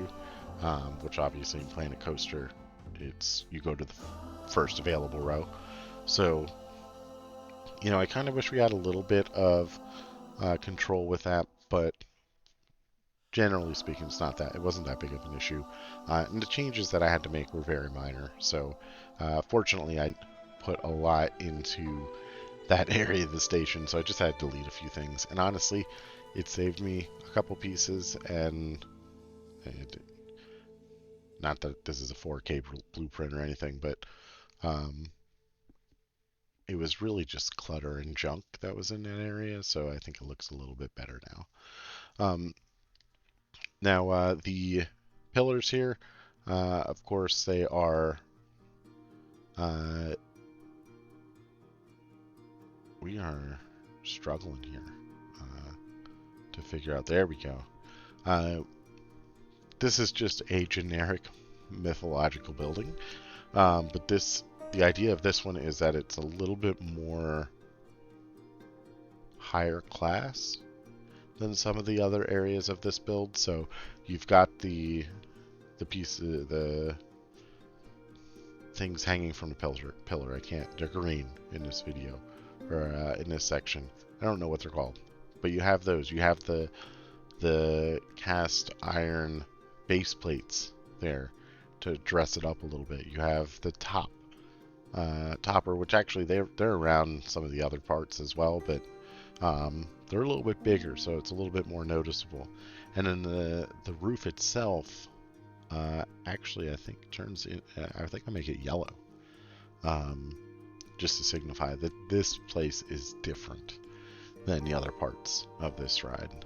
So, and we go through quite a few iterations of different pieces. You can see I'm already removing some of the flooring. I think actually I put it back because I kind of thought it looked better with that. The marble pieces, that was a big part of it. Like having marble, because again, it's a higher class area. And then once we got all of those set, you know, kind of looks pretty decent. You know, I'm pretty happy with that. Now, we do tidy up some of the railings and whatnot. Of course, we extend those railings over to our queue, because that's what you're coming out of the cave. So you go through the cave, you go up the stairs, and now you are right at the station for this, where again, it's the yellow roof, the higher class style of building in this area. I did think about putting some of that stuff in there just to make it look a little bit different. I didn't think it looked quite right, so we don't do that. We do add some decorations to the front. So of course we add I guess that's just stone decoration head or something like that, but we add the fish in because why not? We do add some of the end pieces. No, I think we do get rid of those. I don't think we add those in there. We add some curtains. That's what I was trying to refer to earlier when I couldn't think of the word. That kind of ties out or like hides some of the imperfections, or at least draws attention off of the imperfections. And then of course we have to add a couple more over just to make it a little bit more interesting in the interior of this and block out some of the sun really. And there we go. Of course, making some changes to some of these and removing some so it's not too much, because we don't want to overdo it. Now, we do add a little bit of fire there at that back side, or I guess it's more the front side above the exit. And then here comes a lot of the clutter. And this is some of the stuff that we actually get rid of. So the pots, they're just placed because they can be. And yeah, you can see that anything that's really from those 3 pots towards where I'm building now, I think that ends up being removed. And I don't remember if I do it on or off camera. And of course we add in 3 statues with a bowl there as well for who knows why. And then we do need to add in some lights, which I was thinking about this. Fire underneath a wooden roof like that, probably not the best idea. So we don't do that. I think we end up just using regular floodlights and just toning down the color. And actually, we don't even finish that. We just go straight into making this upper area look more like a garden area or like an upper level area. And you know, I struggled with this area a little bit because I didn't know what I wanted to do. It needed to be something that was going to break up the monotony of the stone, the tan stone. And I thought, you know what, we could just do some trees, some dirt, and just leave it. And of course I did find out that I was a little off kilter there, so that ends up being a little bit of annoyance, but that all gets covered up by some of the grass. But what we end up doing is we duplicate our structure here that we said we were going to duplicate. We do the exact same thing again. We shrink it down a little bit and push it into this area. And this is going to be like where Medusa's grave is. So you actually come up out of the tunnel into this majestic mythology temple, I guess that's what you would call it. And if you look to your left, you're going to see the structure, which obstructs your view of the roof of the other building, where the barrel roll is.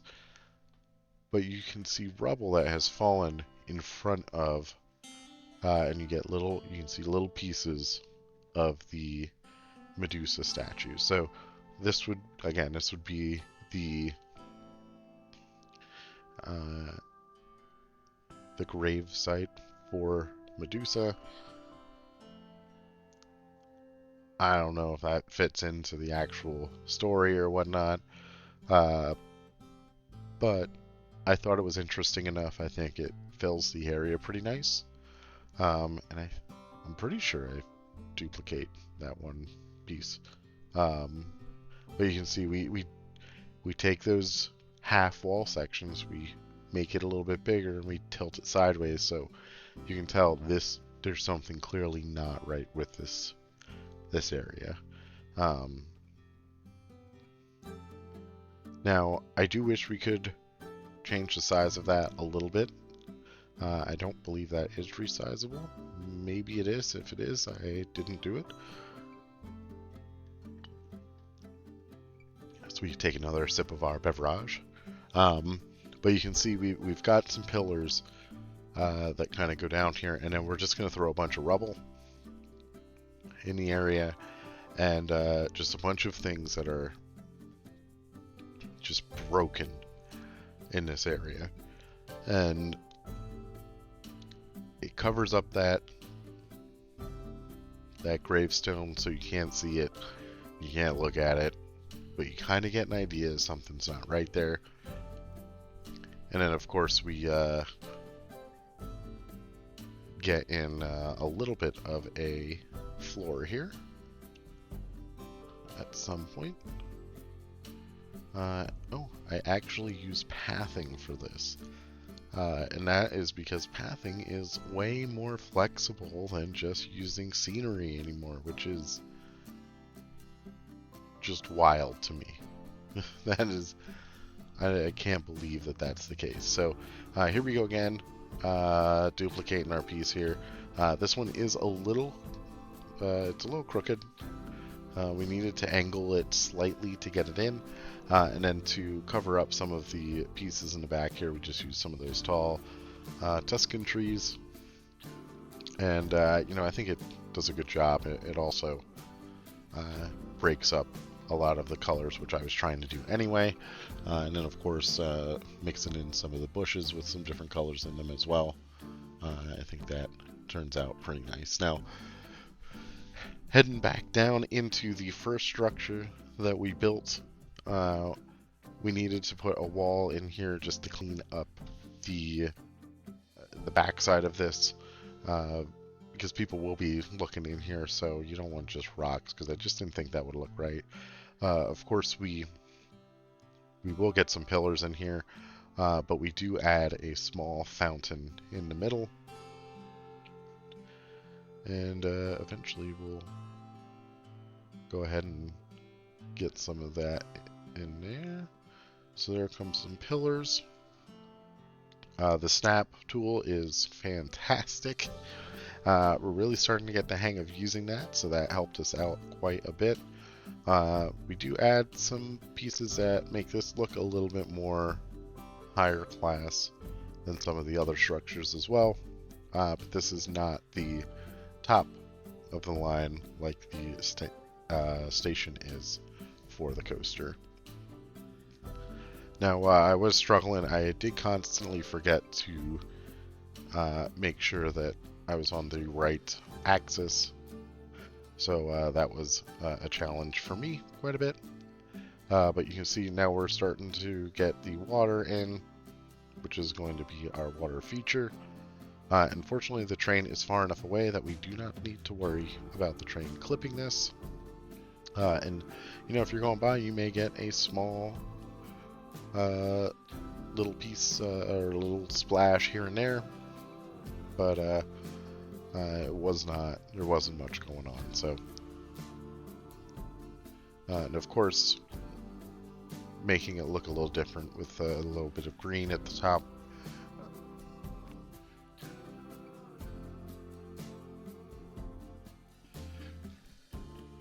Just having a little bit of green at the top made it just pop a little bit more. And then, of course, like I said, our water feature. And I was pretty happy with that. And then just kind of tidying up some of the under area of the rocks here, making that close up just a little bit.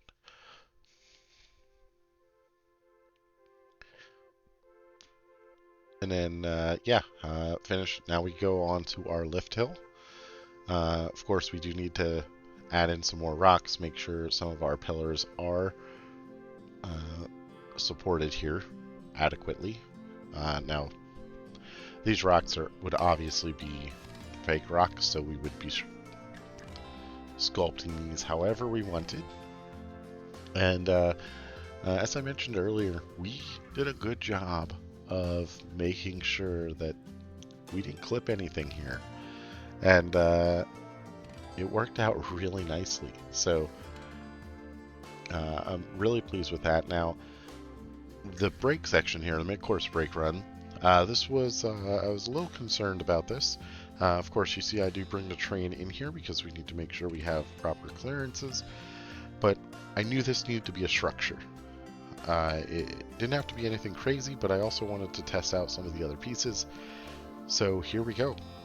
You can see this structure has a lot of arches, and this is going to be a structure that we duplicate and place in another section of the ride. But this structure comes together pretty quick. Now, we do have some issues with clipping. I'm going to need to take another sip of my beverage. I can feel a cough coming on.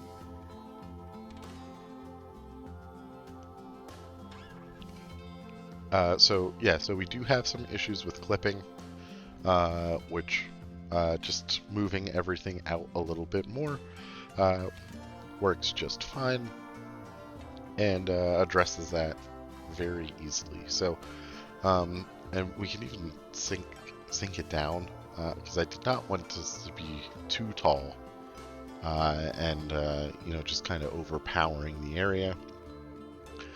And we wanted to make sure that it was only visible from the one side, which we do that. The height that it's at now is actually, I think, the final height. It might come down a little bit more, but nothing crazy.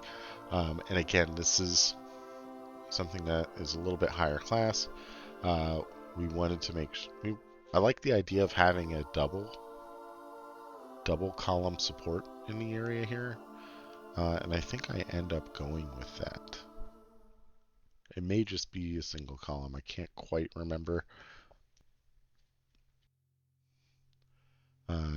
Yeah, it might just be the single column.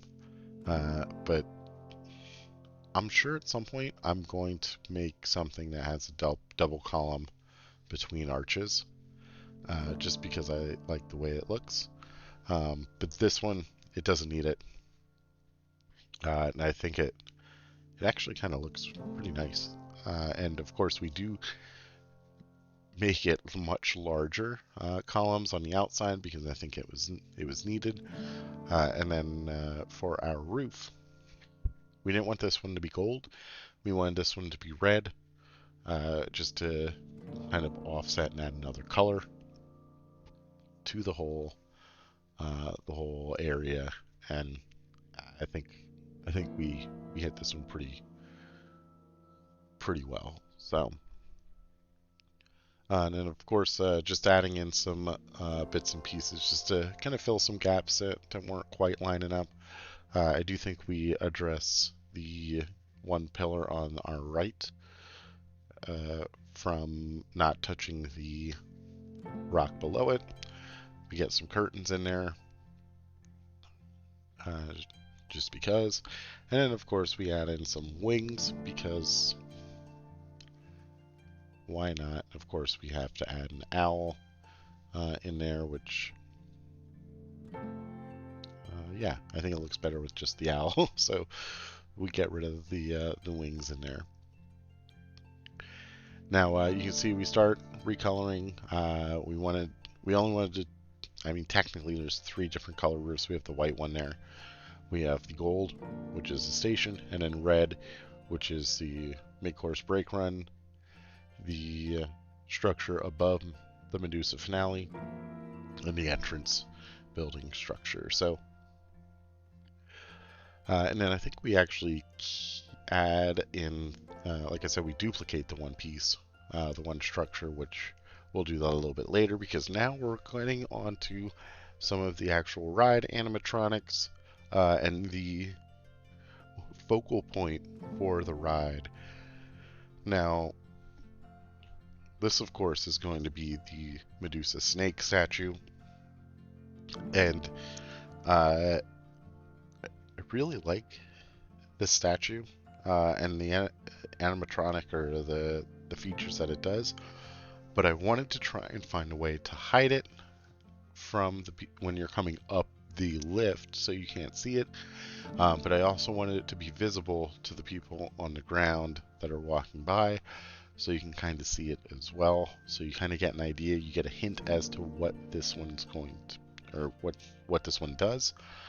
And then, of course, we're going to add in some different lights and whatnot that are going to emphasize that as well.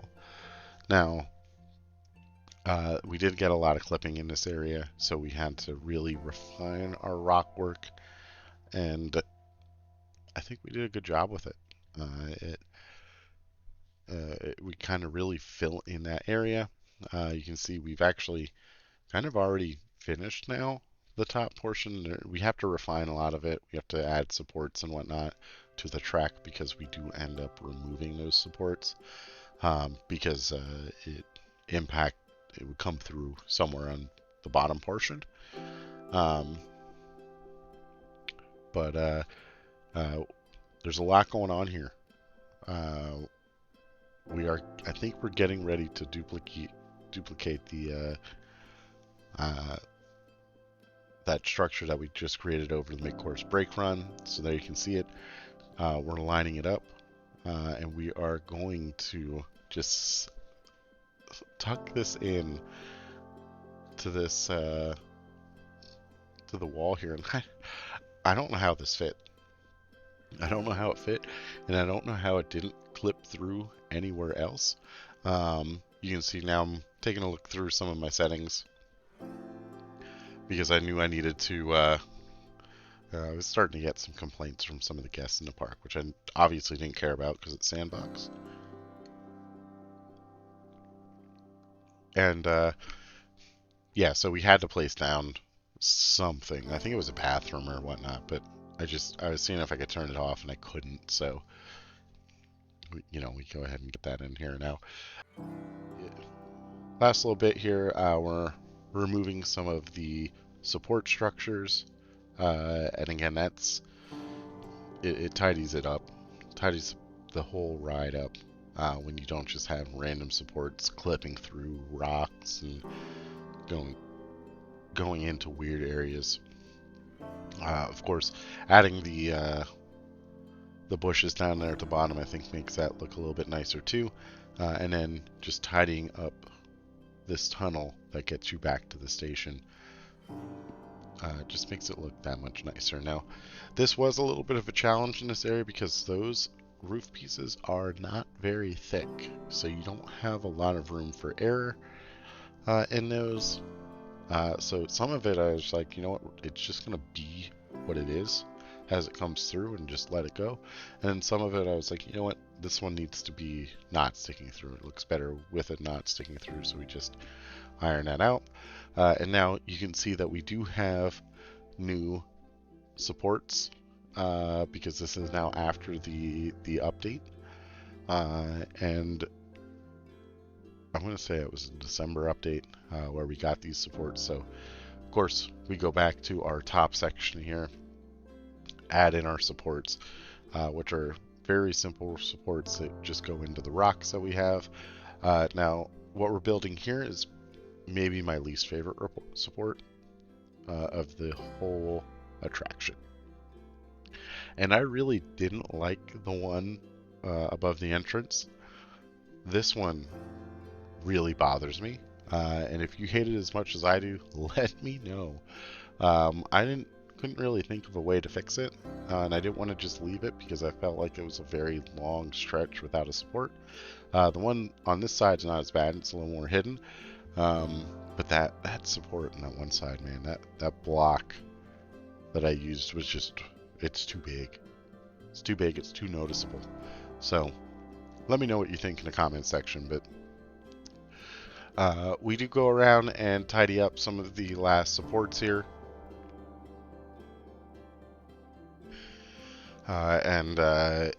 Just kind of get some of these last little pieces in here. It just, again, it makes it look that much cleaner. And of course, with the rocks that we have, there was obviously a very big shadow in that area, so we had to address that. And yeah, now it's on to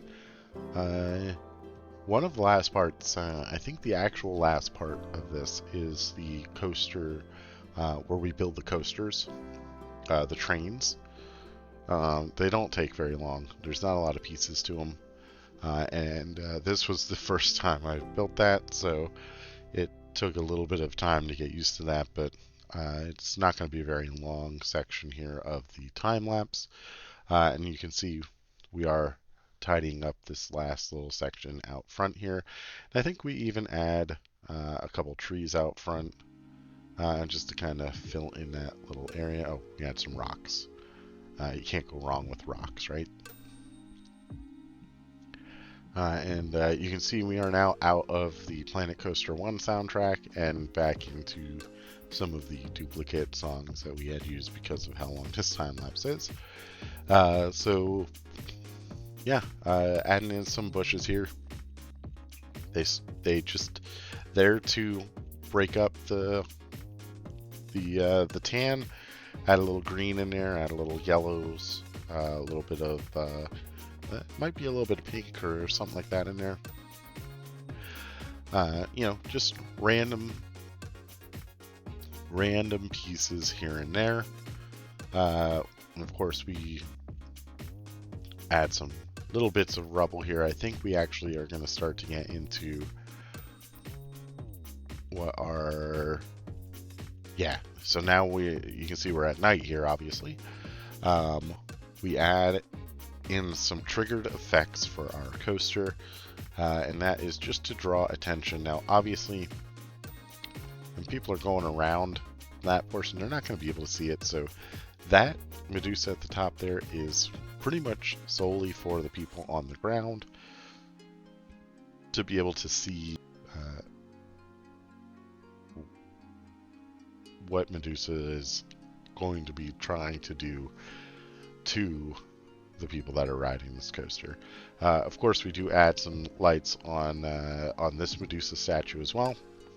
I want to say we leave the one that's the second Medusa that we see.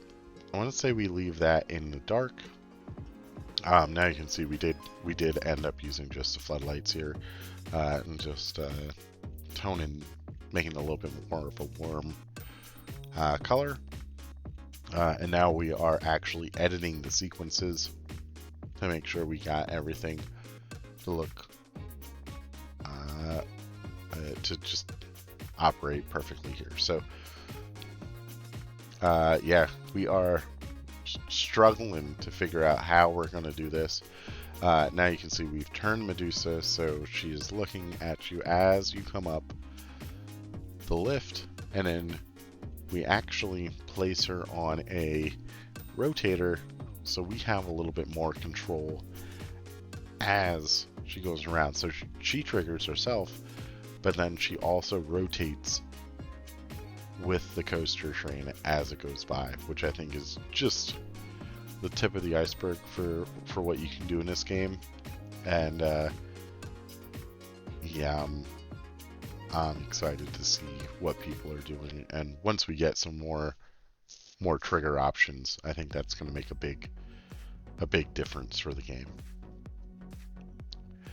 And yeah, so you can see we're starting to get it down there.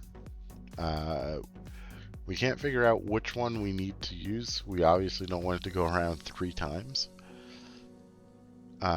So right now we're trying to figure out, okay, how can we make it so that these the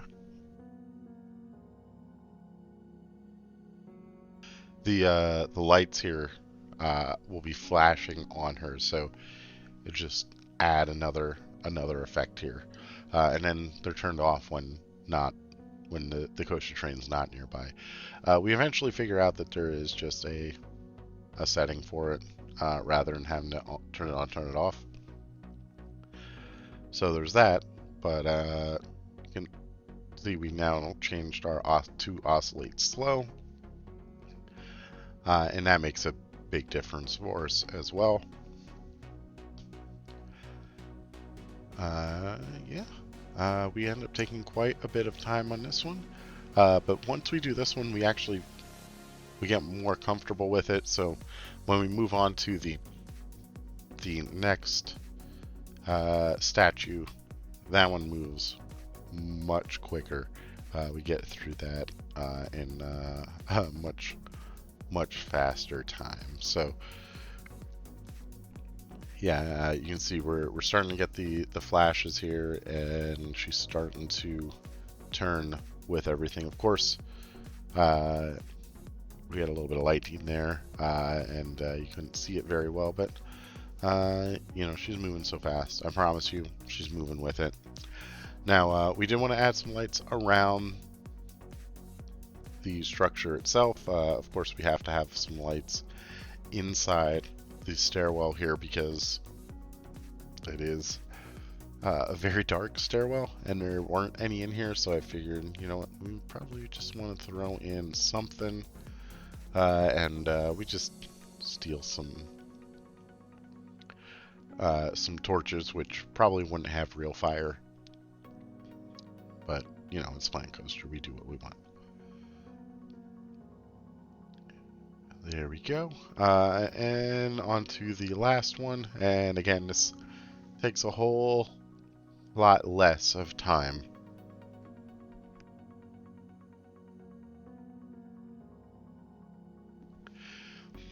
Yeah, it takes a lot less time. And then we do modify some of the speakers. I wanted it to have different sounds as you went through the ride. So in one area, it's going to be one thing. When you get to the bottom of the lift, the mood starts to change, and when you get through into the finale, that's a completely different experience as well. Now, you might have noticed that through this recording, there have been times where I had to stop talking. That is because I've started to cough.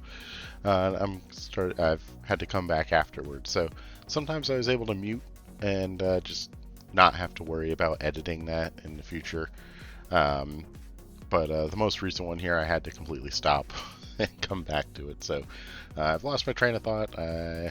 But oh yeah, I think we're on the sound. Of course, I wanted to make sure that we had the Medusa sounds as we come flying by them, and that you can hear them. And I also wanted to try and find a way to make sure that they were not impeding the rest of the park, with the exception of the one that's all the way at the top of the coaster. So we found different ways to do that. Fortunately, Planet Coaster is pretty decent about, you know, it doesn't always go through the objects, including sound.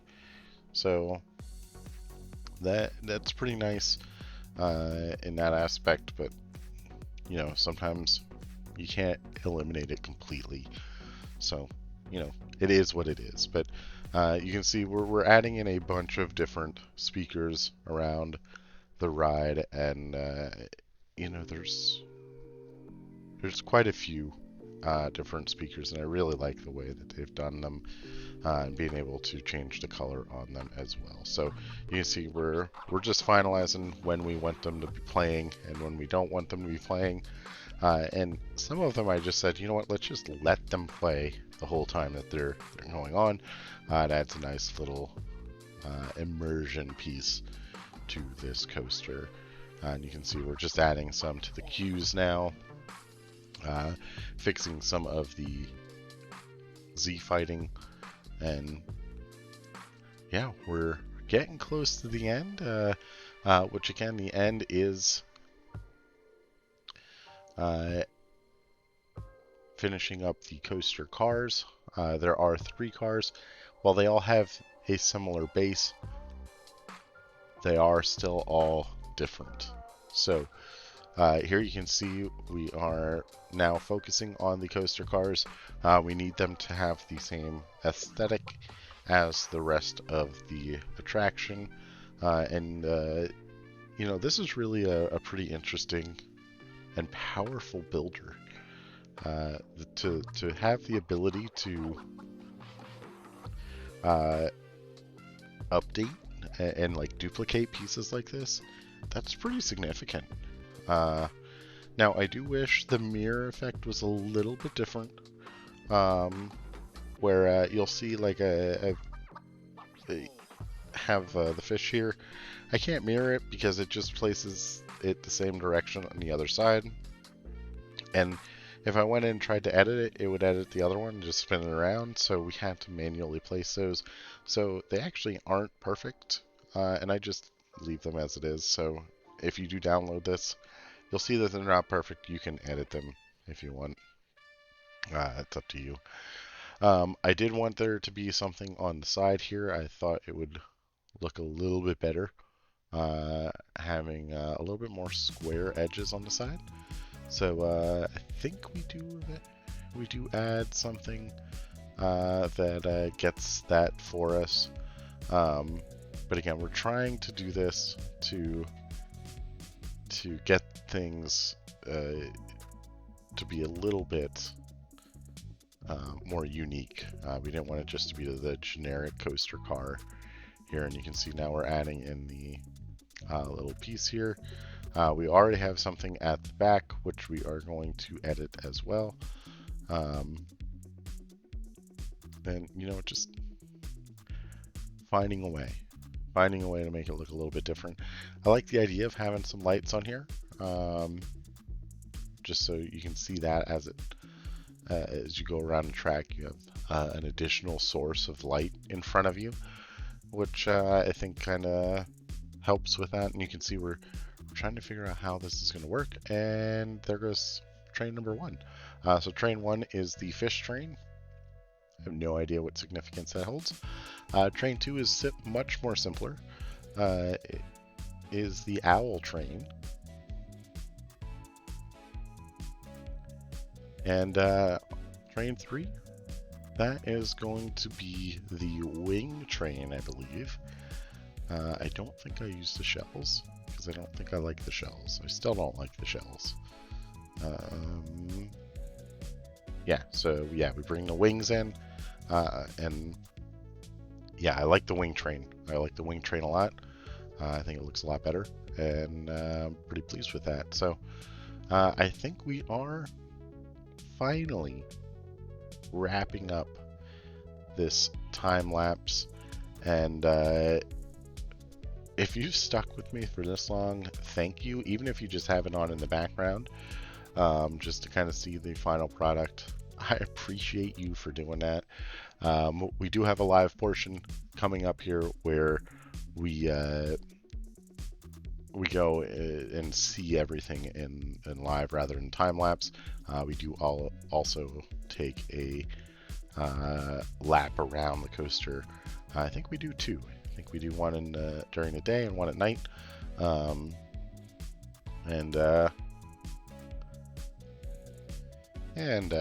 think we just have one last little piece here where we address the operator booth.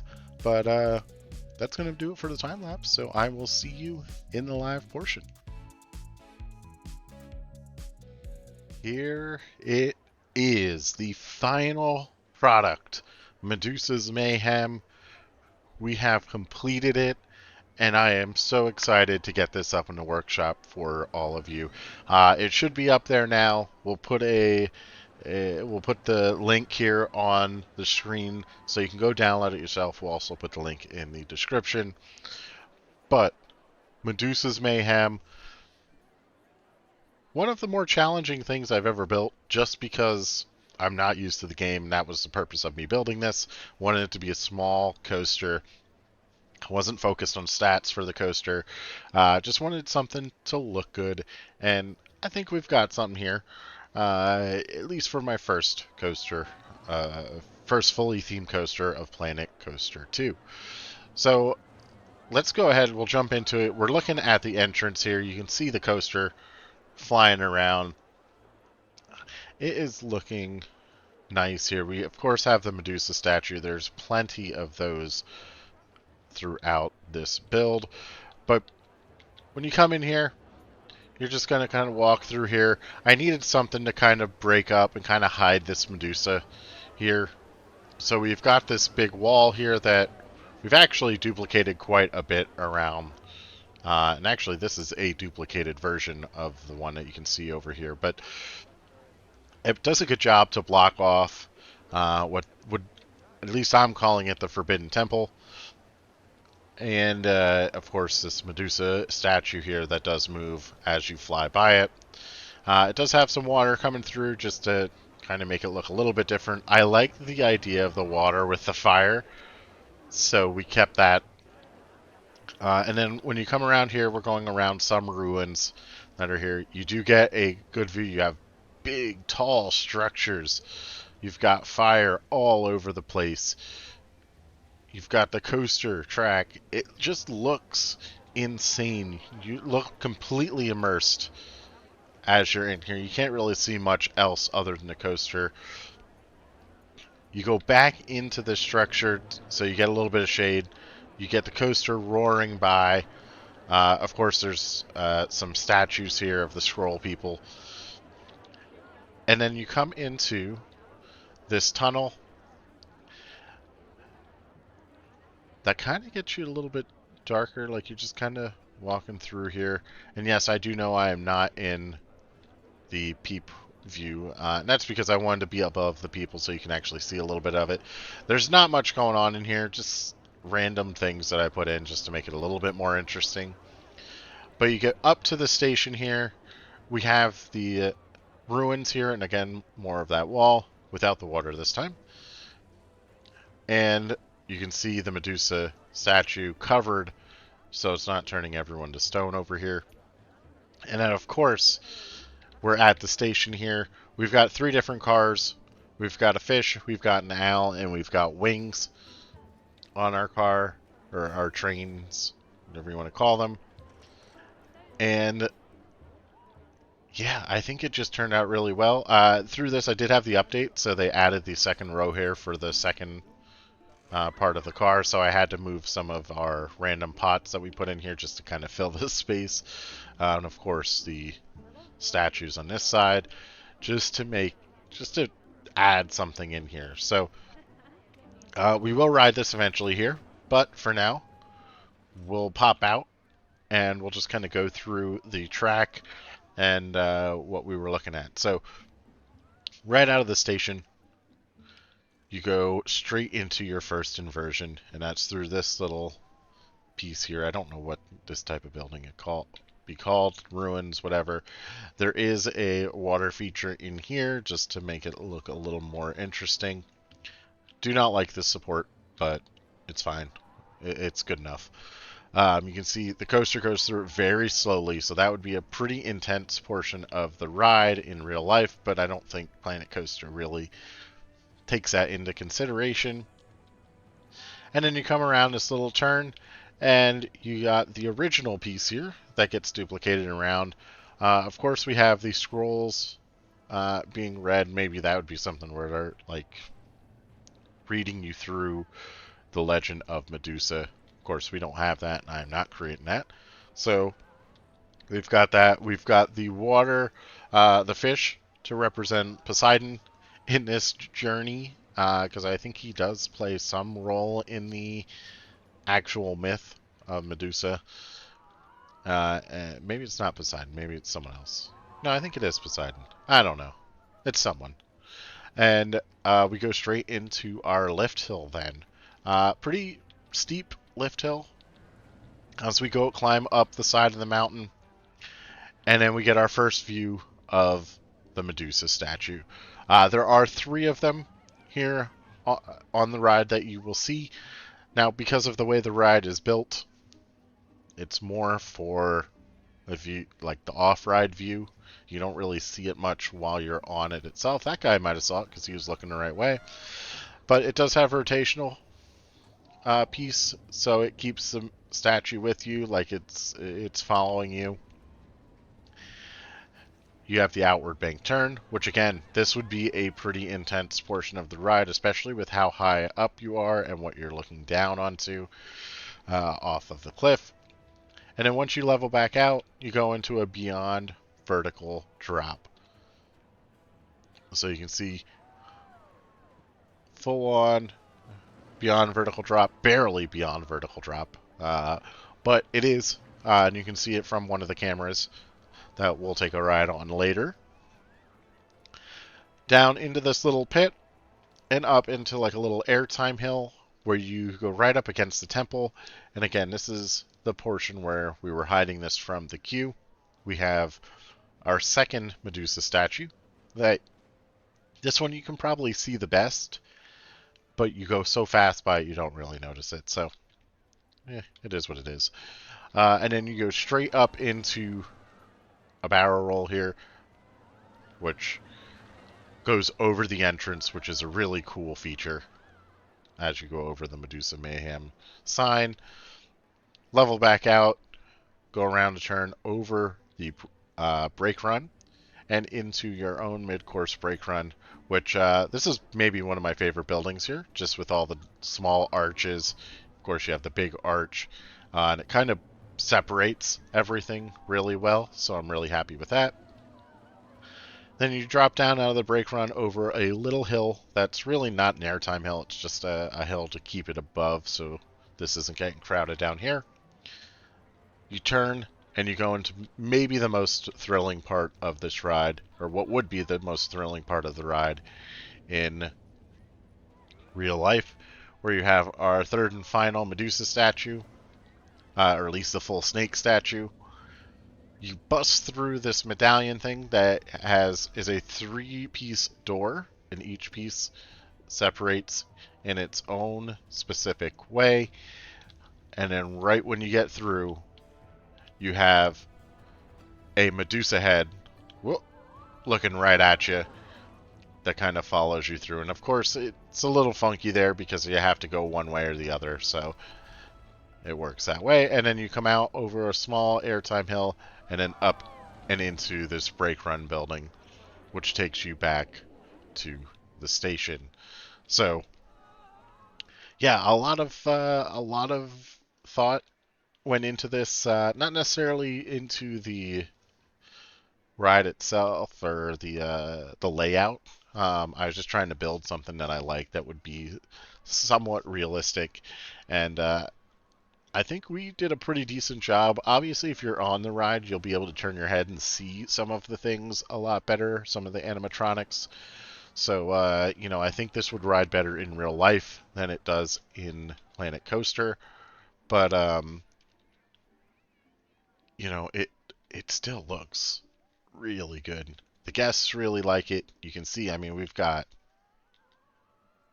a bunch of people in here. I guess we're doing a shift change or something like that. But we've got audio all the way through. So I don't like having audio on the rides for some reason. I didn't like that in Planet Coaster 1 either. For whatever reason, it just, I don't know. You don't see a lot of rides that have it. You're seeing more of them now, but I like the control you have of being able to uh, place speakers around, which we do have, and we have 3 different sets of audio, of course, with the sounds and whatnot, special effect sounds and all that. So, I think this turned out really nice. Now, the other part that I'm really happy is we put some lighting in on this thing. So if we get this over to midnight, you can see we've got some soft lighting around the station. Of course, we have fire in different areas as well, but I didn't want to go overboard with lighting, so I kept it kind of soft in certain areas. I think this would be a little bit darker of a scene.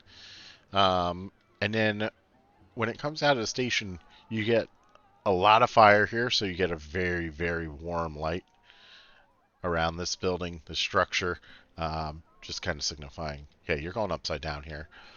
When you come around, we have one pit of fire that kind of illuminates everything the way I want it to in this area. Comes around almost in the dark here. And then we go up the lift hill that just has some light torches that just kind of keep it illuminated a little bit. Our Medusa statues, 2 of the 3 do have red flashing lights on them. So, that's definitely going to draw attention. We'll see one here. Eventually, you can kind of see one there over the lift hill. But here we go. And honestly, we may start those a little bit early, but honestly, I think it's fine. I think it looks good. I do not have lights on this otherwise because I don't want to draw attention at night to it. So, aside from when it's actually activated. We don't really have much going on here. We have some darkness, so she kind of sneaks out at you. You only see you're only supposed to see the red eyes on this statue. You come back over, you go over some fire that's on the front, and come back up around. Of course, we have some lighting on the mountain itself to kind of emphasize that. And then we have some lighting on the mid-course brake run because I think that makes sense. And it, draws attention to it versus some of the other stuff in the area.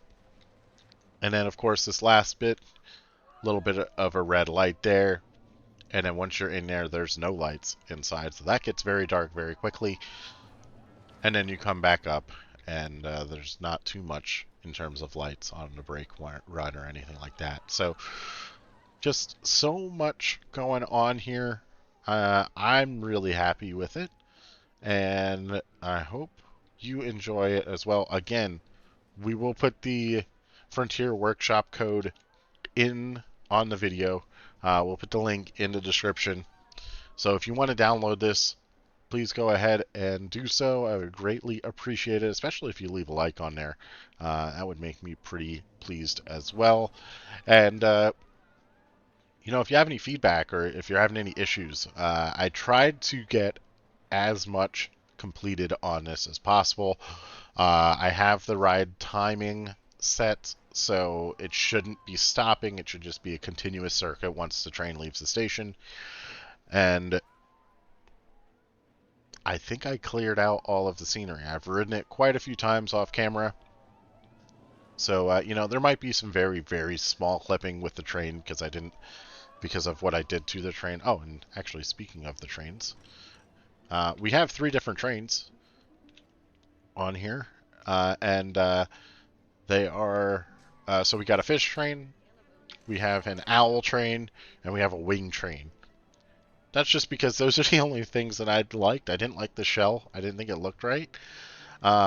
Clearly, you can see I didn't do a good job of making this very centered, so there's that one. This one's a little bit better, the owl train. And then the wing train, which I think is probably my favorite. It's also the #1 train, which I decided to put the numbers on the back of the trains as well, just because I can, and I think that's a cool touch, and we haven't been able to customize a train like this ever before. So there we go. So what we'll do is we'll take a quick walk through the queue.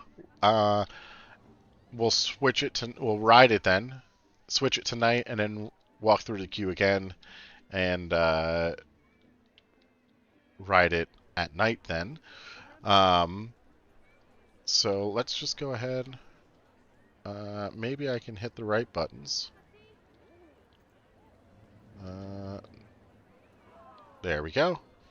Not very good at this camera, so just be ready. It's also very fast.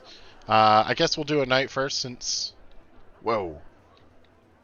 that's what we got. I do hope my staff member is going to keep working, because it kind of looks like he's not. And you can see we're going through here. We've got a lot of people in the way, which means we just kind of have to jump through everyone. Not much going on in this room, by the way. So we'll just kind of keep moving through here. Whoa. Can I... There we go. All right. Enjoy. Looks like we're on the owl train.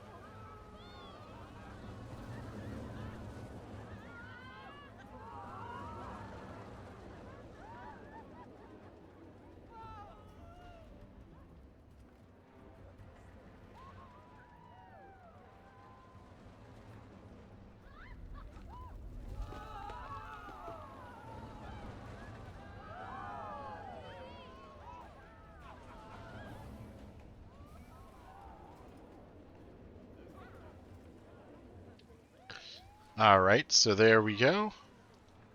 Now let's go ahead and change to daytime here.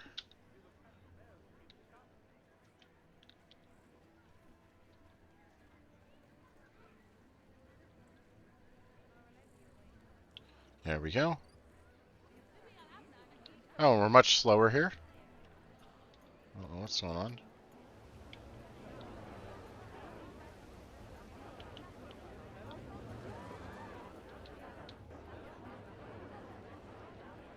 Just realized I had the HUD up there. This area is definitely very condensed. We'll just kind of walk along this inside here. Again, not much to see in this area. Whoa. Back up. Yeah, what's interesting is you can walk over here and see the Medusa statue.